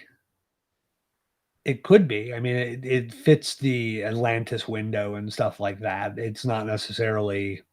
I don't know, just the whole, if you go to the timeline of where we're supposed to be, it just doesn't add up. So it is, to me, it kind of fits the bill of the collapse of some. Honestly, I think it predates what it actually is. That was the collapse, and then there was another, like the hunter-gatherer over top of that, like the resetted or the resetting version. Yeah. And it just consumed itself, and it buried over time. I don't know. That's just my thought. It doesn't make, there's that's too advanced for that time frame. It had to have been from something of higher intelligence, not aliens. I'm talking of human time frame. Yeah. Well, I mean, like I said, I think there's probably older societies in this one. Yeah, for sure. Again, this is just evidence that the time frame that we listed doesn't fit. Yeah. Speaking of other advanced societies, let's jump on to the next one. Yeah, so we're going to look at like the Aztec, the Maya, and the Olmec. And the funny thing is the Aztec and the Mayan especially have these ideas of resets built into their culture. Okay. So I'm going to butcher this next name. Tamuwanacha is the mythical location of the origin known to the Mesoamerican cultures of Central American region in the late post-classic period. And in the mythological tradition, created their creation accounts of the late post-classic people such as the Aztecs. Tamuwanacha was conceived as paradise where God created the first of the present human race out of the sacrifice of blood and ground human bone, which had been stolen from the underworld of Mictlan. Which is interesting, parallel to Christianity, where, it was God created. Go ahead. No, you're 100% on the path. Yeah. But what is it also similar to? You might not remember. Ground bone and sacrificed blood. The Anunnaki. Yeah. What I'm going to demonstrate next is the cultural similarities, not just of religion and stuff like that, of groups of people Hmm. that, short of pre-Columbian oceanic contact, would not have ever known of each other, but yet share a common ancestral mythology. Hmm. Okay. So there's the creation myth for the Aztecs, Right. right? Which now we've just said fits similar to the Christian Christianity. Yeah. Orient, Yeah.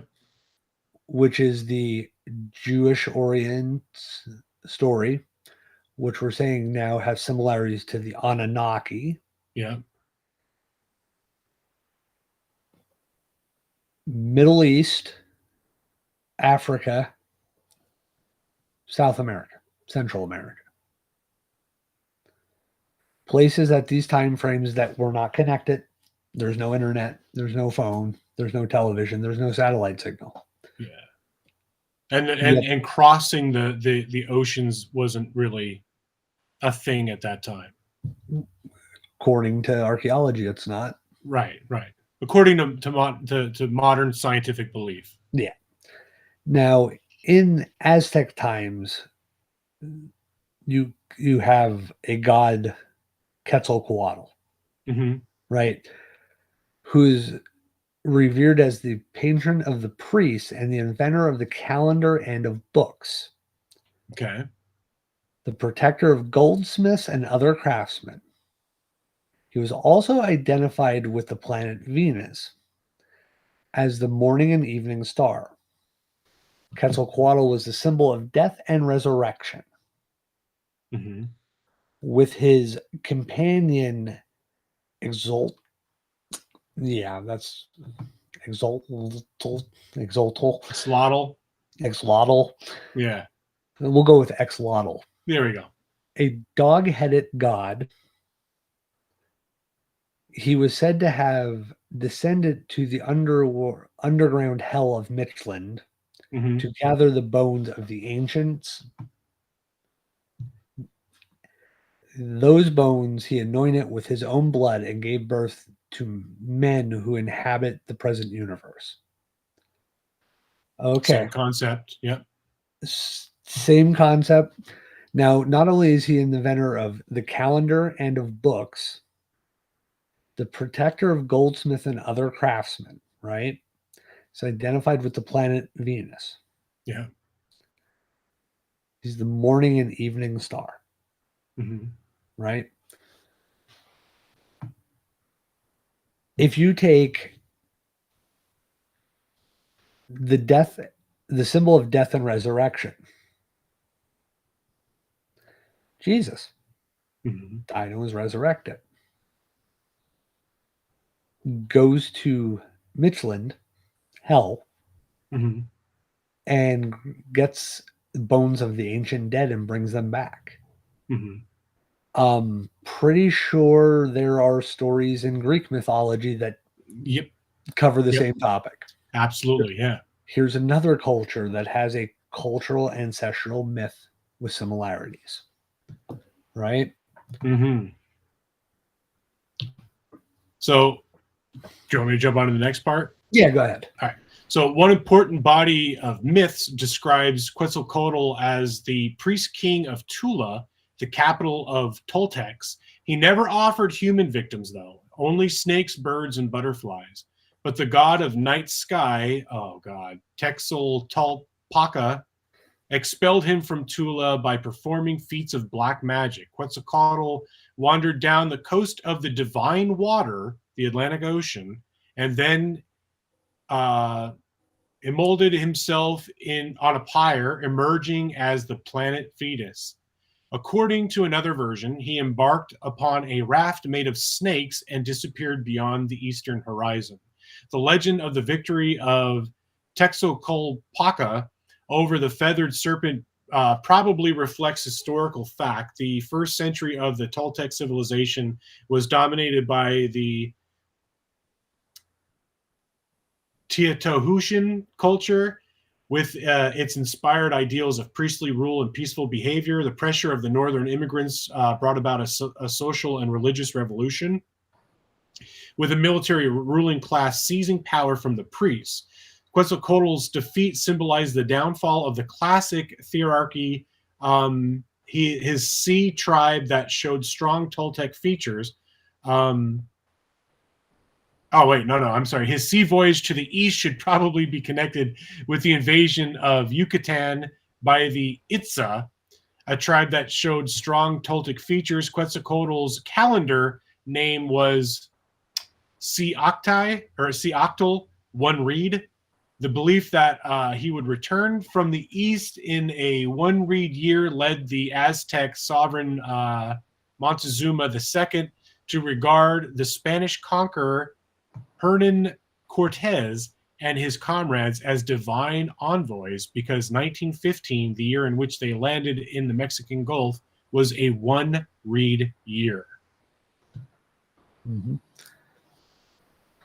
So now everybody always thinks Quetzalcoatl right away in the guise of the plumed serpent. Mm-hmm. But he was also represented as a man with a beard. Yep.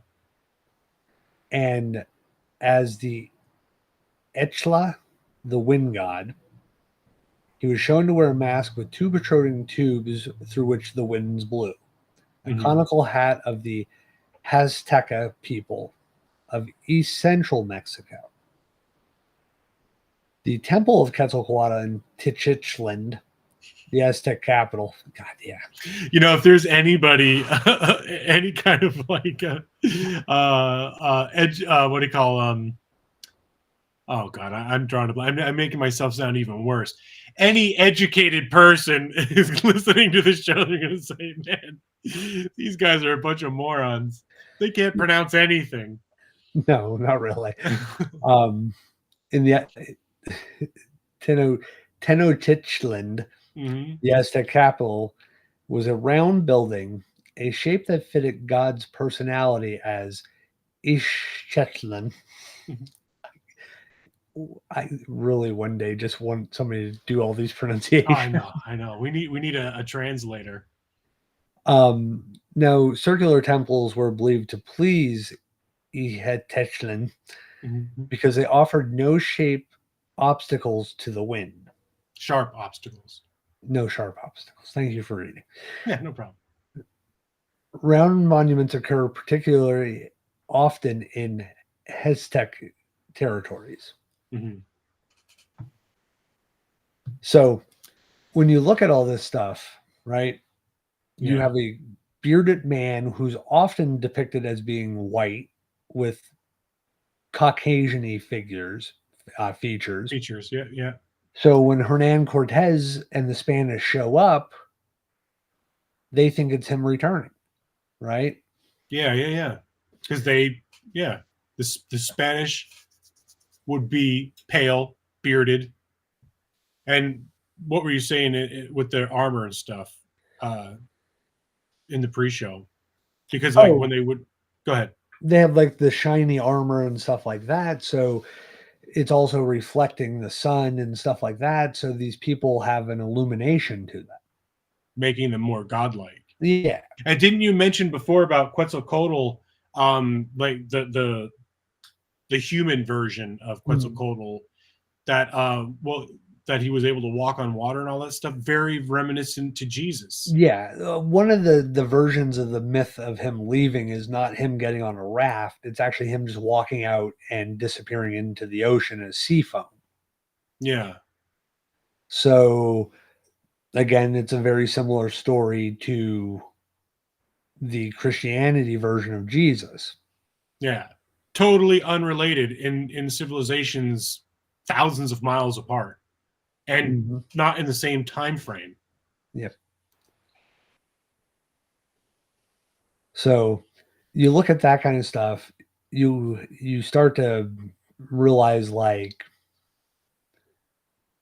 there's a lot of similarities with no connection, right? Yeah.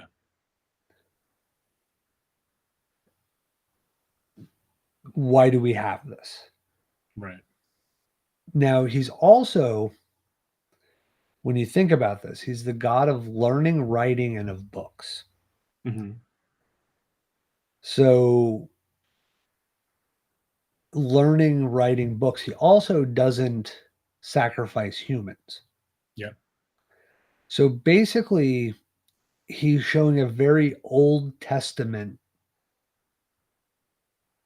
religion. Yeah. True. Sacrifice of animals, but not of humans, Yeah. right? Learning, writing. So he's not this like he's a god, but he's bringing morals and Knowledge. compassion Yep. and education, and is also out there with more of a, by not sacrificing even captured people, not sacrificing them, compassion, love. He's a very bearded also. If you think about a lot of South Americans, it's very hard to grow beards. Yeah. They're not a very beardy people. Yeah. Here, this guy is depicted with Caucasian features and a beard. So much so that when the Spanish show up with Caucasian features and beards and shiny armor and robes underneath that, they're left into temples, left into villages, right into the holiest of holy buildings, and are brought food and brought drink and are venerated. Now the Spanish also then locked the doors behind them and killed everybody in those rooms. Yeah. So now you have the return of Quetzalcoatl with vengeance and furious anger. You shall know I'm Quetzalcoatl. I hope you got that. No. Pulp Fiction. Oh yeah. But so yeah, he basically, well, he doesn't come back. The Spanish show up and basically start murdering these people off wholesale. Mm-hmm. Well, when the Catholic Church learns of these stories, right? Mm-hmm. They order all the artwork and writings and the priests either have to convert or are killed. Yeah. A lot of them are killed early on anyway. But all the artwork and all the books and accounts of this figure and of their mythology is destroyed. Hmm. They basically, again, in this small window, the church controls what information is allowed. You have a similar figure to the Christian Jesus in South America, to the point where, like, the Mormons believe that Quetzalcoatl was Jesus. The Mormons believe that Jesus came to North America, South America, Central America after his time in Jerusalem and all that, and taught the natives about religion and learning and writing and books. I mean, that's the Mormon belief. I'm not a Mormon, so I'm probably paraphrasing a lot of it, but they believe so much so that this white bearded man is similar to the depiction of Jesus. Yeah. Hmm. So you want to talk about Virarocha? Yeah. So Virocha, also Huarocha, Herocha, Quecha is the great creator deity in the pre-Inca and Incan mythology in the Andes region in South America. According to the myth, Virocha had human appearance and was generally considered as bearded. Again, Jesus link there. According to the myth, he ordered the construction of Tiwanaku. Is also said that he was accompanied by men also referred to as Verocas. For the Inca, the Verocha cult was more important than the sun cult. Verocha was the most important deity in the Inca pantheon and seen as the creator of all things, or the substance from which all things were created, and intimately associated with the sea. Verocha was immediately followed by Inti, the sun. Verocha created the universe, sun, moon, and stars, time, by commanding the sun to move over the sky and civilization itself. So Verocha was worshipped as god of the sun and storms. Mm-hmm. So there you have another bearded god who, is the creator of all things, or the substance from which all things are created. He also creates, let's look at this, the universe, the sun, the moon and the stars, and time. God. Yeah, very similar, and is worshipped as the god of the sun. Yep. So you have these weird little tidbits, that sound an awful lot like other religions. Yeah. And the fact that, again, it goes back to like a white bearded man. Yeah. White bearded men would not have been in South America at this point, according to the established history. Correct. Now you start talking about stuff, the common, like we get into these common religious, themes, right? Flood myths. Okay. The flood myth is common over a wide range of cultures, extending back into the Bronze Age and even into Neolithic prehistory. Okay. These, they depict a flood sometimes of a global scale, usually sent by a deity or deities to destroy civilization as a divine retribution. Yeah. So, again, you have almost 2,000 different cultural flood myths. Yeah. Dating back to Neolithic prehistory, right? Yeah, I'm telling you, I think Kelly's psychic because she keeps bringing up these questions that are like further on in the show. Mm-hmm. Yeah. Now, the Aztecs believed only Cocox and his wife, Quetzalcoatl. Again, sure. Yeah. Mm-hmm. I need to start getting these words and flash them up on the screen so people can see it and like you pronounce it. Yeah. We're gonna have a show where nothing but people call in and have to pronounce these names. That's right. Survive a flood. Mm-hmm. They took refuge in a hollow trunk of a cypress, which floated on top of the water and finally banked on the mountain of Kulahanka. Kulahankan. Yep. Whatever. They had many children, but all of them were mute. The Great Spirit took pity on them and sent a dove, which attempted to teach the children how to speak. 15 of them succeeded, and these, the Aztec believe, the Toltec and Aztec were descended from. Again, very reminiscent to Christianity there. Mm-hmm. Adam and Eve, the dove, you know. Well, not just Adam and Eve. It's kind of a combo story there, but you have Noah and his family. Now, with the flood and everything, yeah. But, okay. You have a flood, a tree, and the rebirth of civilization from two people in a tree. Norse mythology, end of Ragnarok.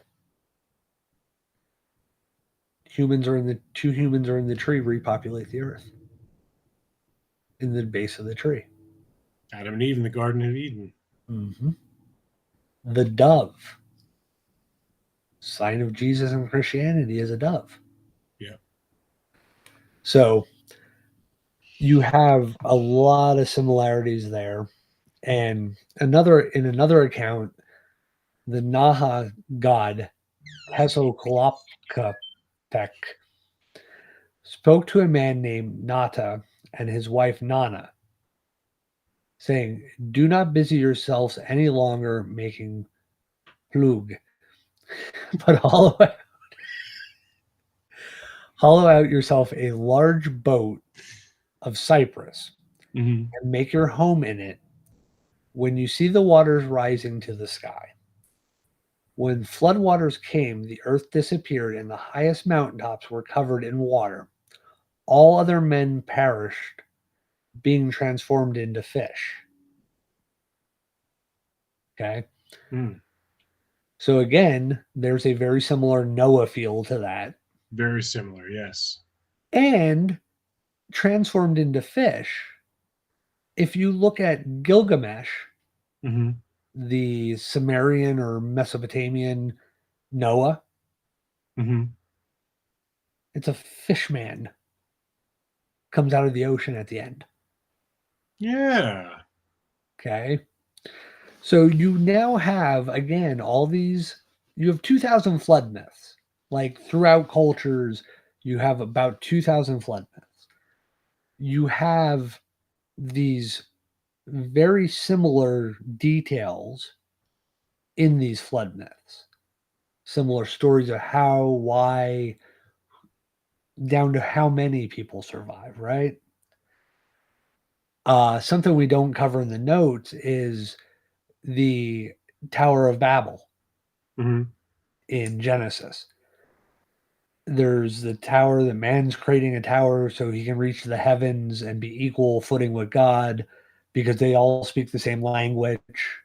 And God decides to destroy the tower, separate them across the earth, and change their languages so they can't understand each other, right? Mayans and Aztecs have a similar story. To the point where God separates them from other people and changes their language so they can't communicate. That is mind-blowing. Mm-hmm. And these are all cultures that don't intersect with these other cultures. Or Yet timelines. Yeah. Yeah. Like, it's not like they're all around the same time and word could have slipped out. Yeah. Or somebody got lost at sea and somehow made it across there and then somehow taught somebody or learned enough of their language to communicate back to them. You know what I mean? Like, that's one of the things that always impresses me with early contacts is how these people communicate. Like, how long does it take you to learn a language that you have no, like, we learn English and then, in school you can learn German, Spanish, in some schools they're nicer and have other languages, right? Mm-hmm. But once you learn like Spanish, you can kind of bluff your way through Portuguese. Yeah. Once you kind of can bluff your way through Portuguese, you can speak to not only Portuguese, but you can speak to Brazilians. Mm-hmm. Once you kind of get Spanish down, you can kind of understand enough of Latin roots to be able to speak other Latin-based, language. Mm-hmm. Once you get some of your Germanic language down, you can kind of find similar words in other Eastern European languages to kind of work from or at least be understood. Mm-hmm. Here you have people that have no similar language. How do you start that conversation? Like, and I know it's the stupid me, you, but like, how do you describe a pen? Like, I say pen and you say, shit, man, we don't got those. Yeah. So there's all that. And then you go back to the Olmec, which is a precursor society to both the Aztecs and Mayans, right? Yeah. They're the earliest known major Mesoamerican society civilization. And they occupy the tropical lowlands of the modern day Mexico state of Veracruz and Tabasco. Mm-hmm. And it has been speculated that the Olmec derive in part from the neighboring Moche and Mexoquo Mm-hmm. cultures, right? In fact, like the word Aztec isn't even the name that they reference themselves as. It's Meztec, Mm-hmm. but it sounded so much like Mexico that English authors and historians changed it to Aztec to differentiate when they were writing Mexico and Meztec. It sounded like Aztec enough to make it the name of a group. Yeah, so the Aztecs aren't actually even Aztecs. That's just a made up name now for them. Interesting. But like the Olmecs who flourished during this early Mesoamerican formative period, dating roughly as early as 1500 BCE to about 400 BCE, there was a pre-Olmec culture that had flourished since about 2500 BCE. So the Olmec is kind of could be a lot older than they're given credit for. Yeah. Now, this early culture had emerged at the center of San Lorenzo Tichland site near the coast in southeast Veracruz. And I don't know if you have some of the pictures I'd sent you. Yep. Which one do you want me to bring up? Like bring up that round head.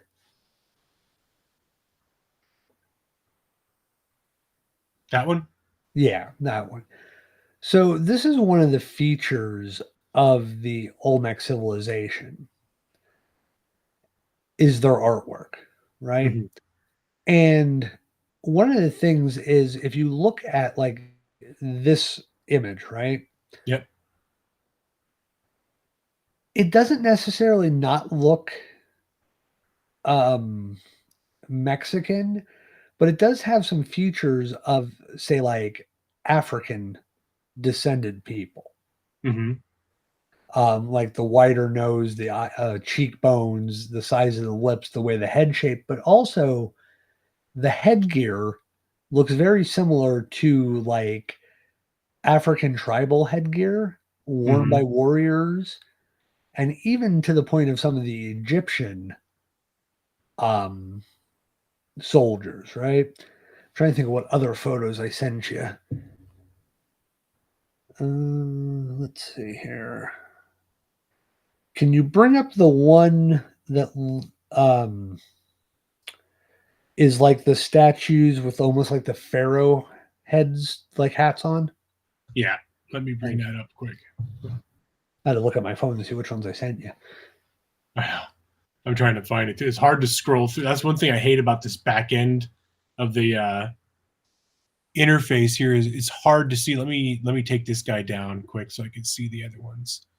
You want this one, I think, right? Yeah. If you look at the headwear that these people are wearing in these images, right? Looks very much like the pharaoh's headwear in Egypt.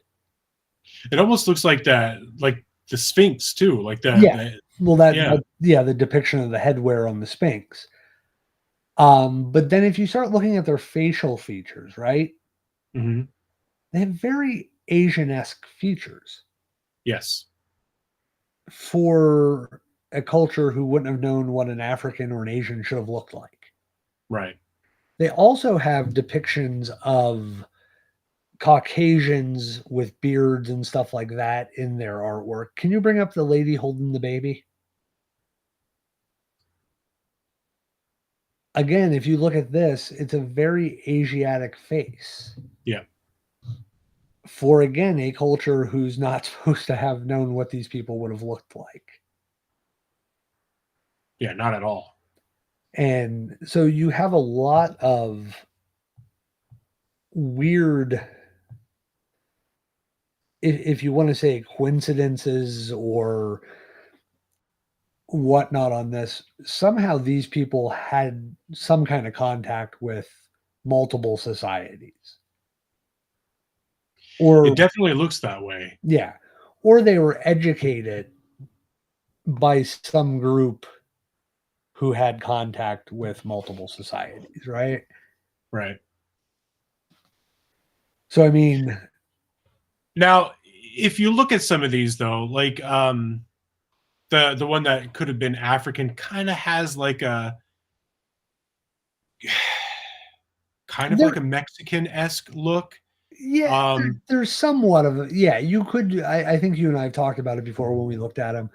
You could definitely make an argument for there being some Mexican features, but also you got to think Yeah. of what you're thinking of as Mexican features is modern Mexican, Yes. which is a cultural diversity. You had Hispanics come in, like Spanish come into there, breed with populations. You had Native Americans breeding with populations. You had African slaves brought in that bred into the populations. You had Caucasians that bred into the True. population. True. So what we're thinking is in 2024, we can see Hispanic features there. Yeah. But Yeah. are they the Hispanic features of the native people of those areas? I don't know. Right. I don't know. Like I Yeah. said, No, when we talked about it before, I can definitely see the argument for that could just be a Hispanic person from yeah. or Mexican person or a person of the Belize and all that stuff. But Well, if you take like an Asian baby, a Native American baby, Mexican or South American, like native people's baby, they all look the same. They're all very similar in appearance, which still kind of leads credence to some sort of a migration or traveling from not necessarily the land bridge, but maybe like you were saying, the Kelp Highway or Polynesian areas and stuff like that, because they all kind of have that same kind of look. You know what I Mhm. mean? Well, one thing that you and I had talked about is like Australian Aboriginal genetics don't come out of Africa. Right. They show up about 75,000 years before the out of Africa. Hmm. Um, they also are most closely related with Polynesians, Hmm. right? So Sea travelers. sea travelers, yeah, they basically spread out through the Pacific, right? Yep. Then Denevosans, Yep.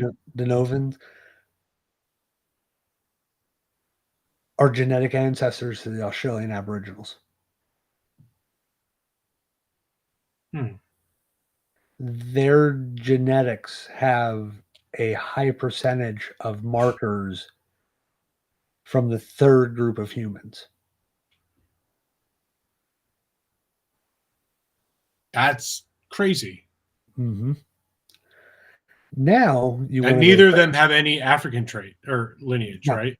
no, None. no African lineage. The um, there is like a 20 some percent or 14% in the Aboriginals that come from the Denovans. So now that links them to the Polynesians, right? Hmm. Those Polynesians are thought to be like the Easter Island head carvers, stuff like that. Well, they did a study a few years ago and they found 3 tribes in the Amazon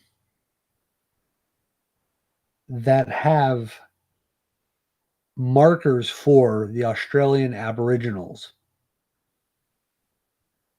But they don't have the markers for the mid group of Polynesians. So somehow Australian genetics, Aboriginal genetics, don't stop the first line doesn't go into the Polynesian islands and all this and become this separate group. It goes straight to Brazil, into the Amazon.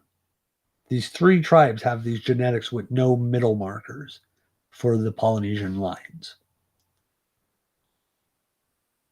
That is So a group that doesn't come out of bizarre. Africa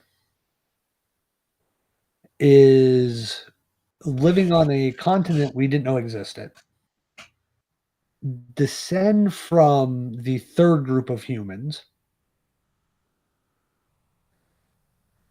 with some Neanderthal interbreeding in some points, in certain lines. But then also are related to the Polynesians, but aren't related to the Asians of Southeast Asia. Yeah. They're related to some one or two groups out of the Philippines in the Polynesian island groups, the Papua from Papua New Guinea, Yeah. they're related to them.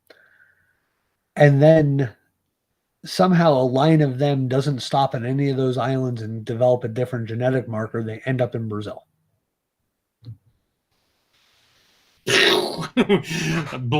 Mind blown. So, about this earlier unknown civilization, if you think about that, right? Yeah. Here's a group, doesn't come out of Africa, Mm-hmm. shows up, is descendants of the third kind of human. Yeah. What's to say they're not the advanced civilization that we all speak of? What's to say Neanderthal wasn't the advanced civilization we speak of? Neanderthal's brain carriage is bigger than ours. We, of course, assume because they died out that we were the dominant. But think, East Europeans have what in their genetic ancestry? 2% Neanderthal DNA. At least 2%. I have more. Oh, a lot of people do. A lot of people actually do have more. Like, I think there's people that are up to like in the higher percentiles of Neanderthal DNA. Okay. So we talked about fertility, right? We say the Neanderthal is the Ice Age. And this is when our contact with them is, right? We never talk about any kind of history before that. Right. What if they were advanced? The Ice Age happened. Again, remember the Ice Age, sea level is 130 meters difference. Right. Which means there's now millions of miles of land. Can you pop up one of the two maps I had sent you? Yep. Let me find it. The white one or the green one? Do the one in North America, the white one. Right? So this blue line indicates the coast of North America 20,000 years ago. Now you notice it's nowhere near the coast except for in that little part of Florida of current North American landmass. Right. There are millions of miles. Can you bring up the one of Europe, please? Of England?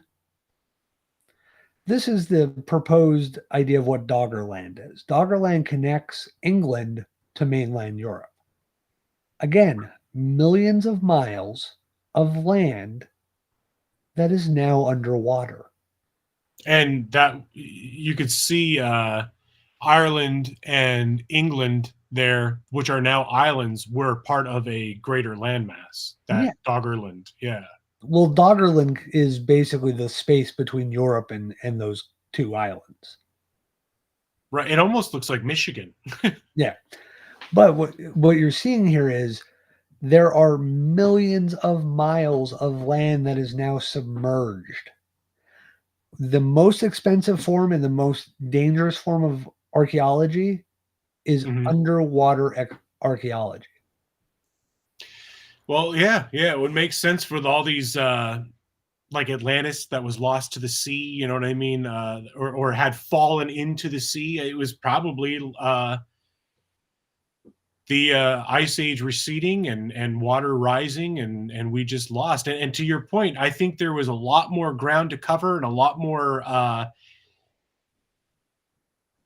interaction with ancient peoples, and I don't think any of them died out. I think we were just bred into or hybridized into what we are now. Because you take like Native African Americans. Let me take this down so I can actually see it, so I feel like I'm talking to you.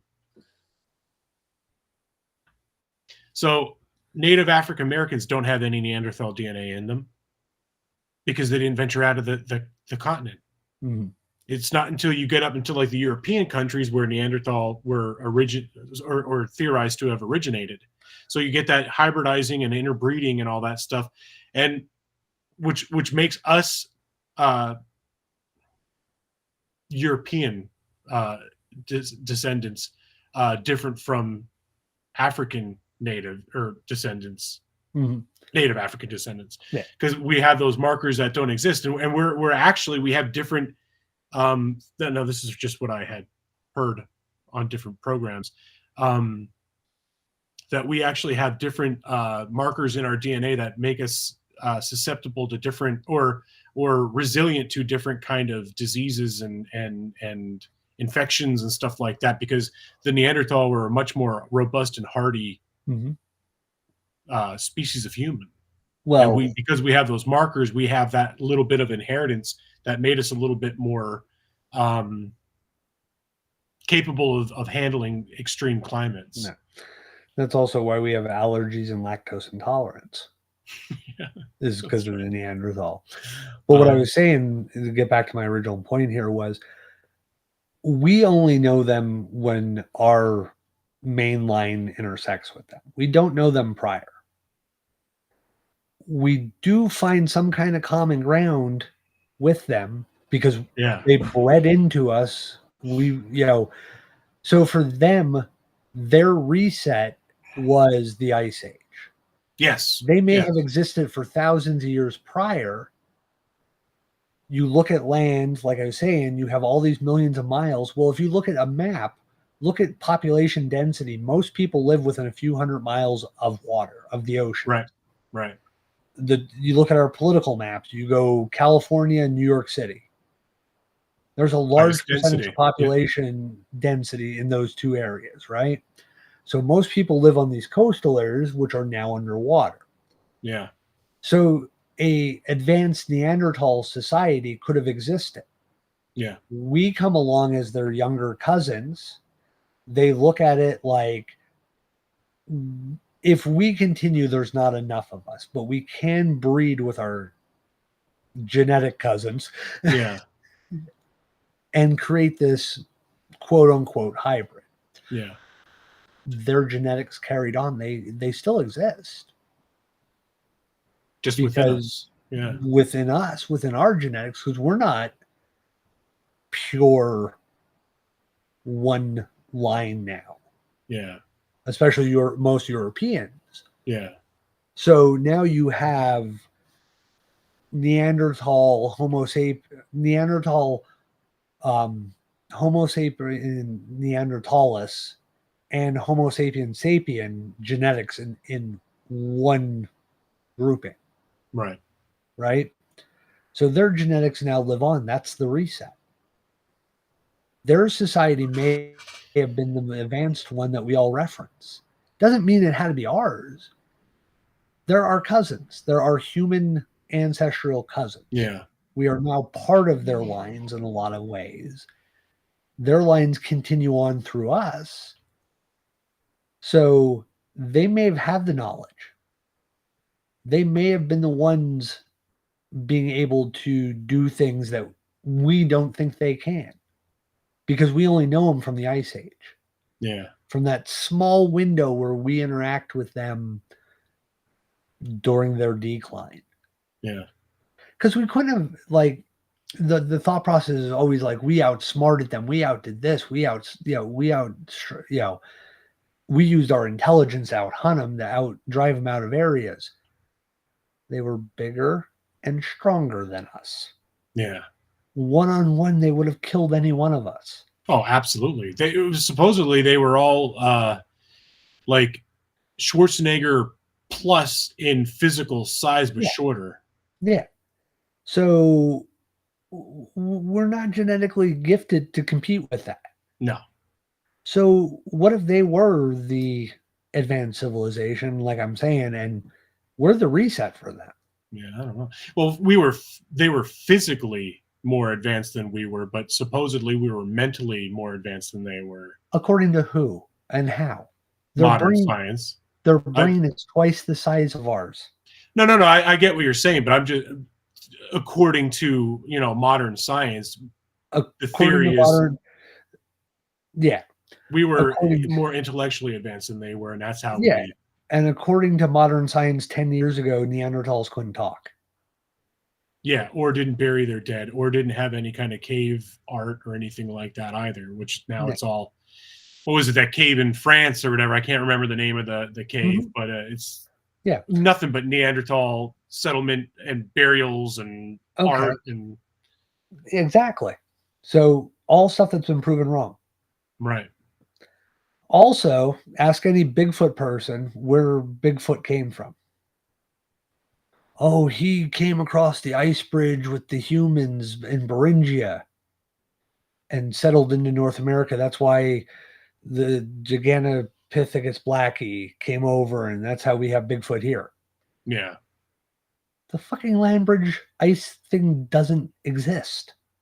But yet, you'll hear 100 of them repeat it next month. Yeah. Because nobody has ever went back and questioned these things we're told. Yeah. When you do question the things you're told, unless you find the new data and go, well, this says that didn't exist, and you actually go out here and speak on it, people keep repeating the same shit. Yeah. And again, it goes back to a lot of times what a friend and I were talking about is some of this lost technology or lost knowledge is right in front of us every day. We just don't question it because it's right in front of us every day. Yeah. And if you do question it, you start going down a rabbit hole. And then you're a conspiracy theorist, extremist, and all that shit. Yeah. But yet, like we're saying, there's something to all this. There's no way you have 2,000 flood myths worldwide. Yeah. And yet all these religious stories or religion deity-based stories that are similar. Yeah. Also think about archaeology is only 200 years old. How is something that's only 200 years old been able to examine, if you go by the accepted time frame, 6,000 years? In 200 years, they've covered 6,000 years of knowledge. Right. Well, look at a lot of the Dead Sea Scrolls out there, still uncovering some. Those things have been encapsulated and hidden for thousands of years. That knowledge has literally been left dormant for thousands of years. So we're only scratching the surface of what we were before what we are now. Also, you take regions like the Amazon. Yep. Which we're only starting to basically scratch the surface of exploring. Understand the Amazon River Basin is the size of the subcontinent of India. Right. The Sahara Desert, which at one time was a tropical jungle with waterways and rivers and lakes and stuff like that, is 4 million square miles of because it's a desert now, unexplored territory. Very little exploration because it's too harsh to work in. Yeah. So there's so many spots you can kind of point to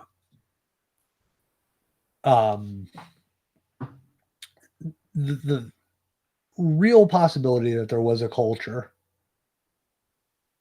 that had technology of some sort. I mean, we always say technology, we always assume computers and computers and cell phones and the internet. Well, they didn't need that to necessarily spread their news, right? Maybe they had better ships. Maybe they mastered hot air balloons and understood, enough about the different currents and stuff like that. Because you look at these cultures, they have understandings of mathematics. Yeah. I mean, look at a lot of Da Vinci's stuff. I mean, he wasn't the only guy thinking that shit back then. You know what I mean? Mm-hmm. Yeah. So I mean, like just kind of some hidden mathematics in some of this stuff, right? The Great Pyramid is aligned true north. Mm-hmm. Okay. Understand that the the three pyramids that are the two and the Great Pyramid are the first three pyramids built in Egypt. The later pyramids that are built in Egypt are those really shitty ones that you see that are made like almost like step pyramids. They're made out of different materials. They're made smaller. They're not as well designed. They're not aligned astronomically. They're not aligned directional, right?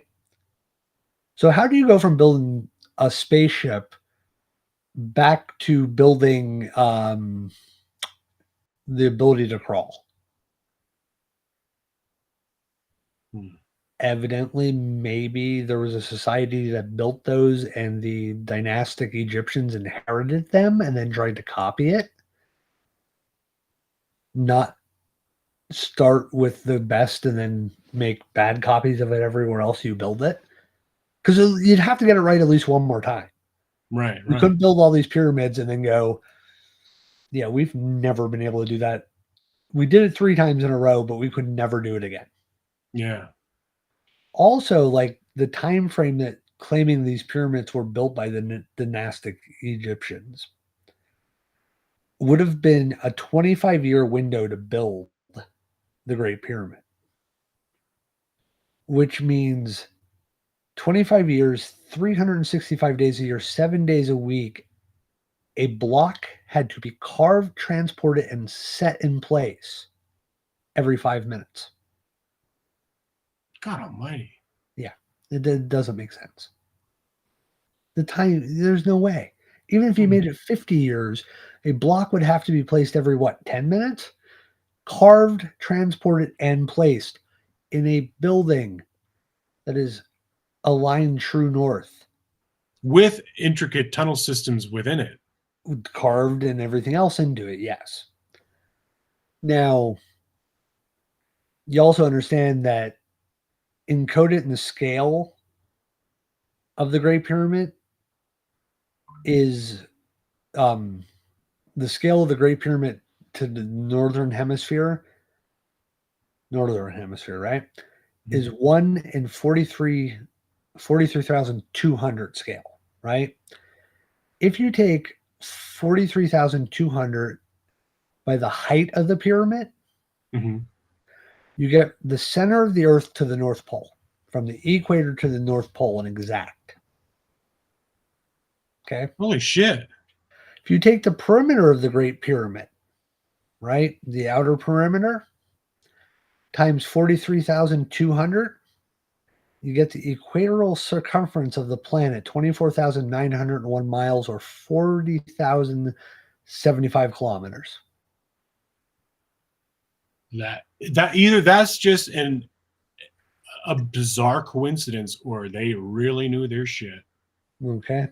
It's aliens. If you go to Stonehenge, which was built 4,500 to 5,000 years ago, right? Right. 1,000 paces is a mile. What you were breaking up there? What? 1,000 paces is a mile. Okay. Roman mile would be 4,860 feet. Okay, because their pace is smaller, 4.86 per pace. They're smaller people, right? The British Royal Mile, which is the mile we use, Mhm. is 5,280 feet with a pace length of 5.28, right? If you take the outer ring of Stonehenge, right, it measures 105.6 feet in diameter. And if you take the uprights that form the outer circle and the top pieces that go across those, the average of those is 10.56 feet, right? If you take that 10.56 feet times 10 is 105.6, which is the outer circumference of Stonehenge, right? If you draw a ring on the ground that is 10, let's go. That one's a little bit harder to figure out. 105.6 feet in diameter. You draw a ring, Stonehenge would fit inside of that, right? If you take the outer circumference of Stonehenge, 105.6 feet, take it times 50, 5,280 feet, which is a mile. So clearly the people who built these places had an advanced mathematics. Right. And were using advanced mathematics to create these places. Now, these are just two. If you really, really are interested in the mathematics part of this, I will recommend listening to Randall Carlson talk about sacred geometry. It will confuse the hell out of you at times, but if you actually do the math along with them, it's pretty neat. I'll have to But check these that are all out. from him. Let's find some of those links and we'll put it into the show notes for people to check it out. Yeah.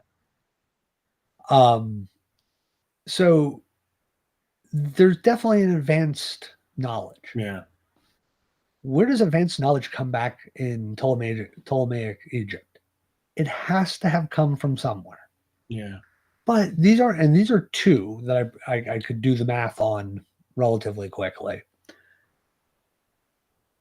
A lot of these other sites in Mesoamerica, in Asia, in the Middle East, in Europe, all have these formulas or some form of math buried inside their building.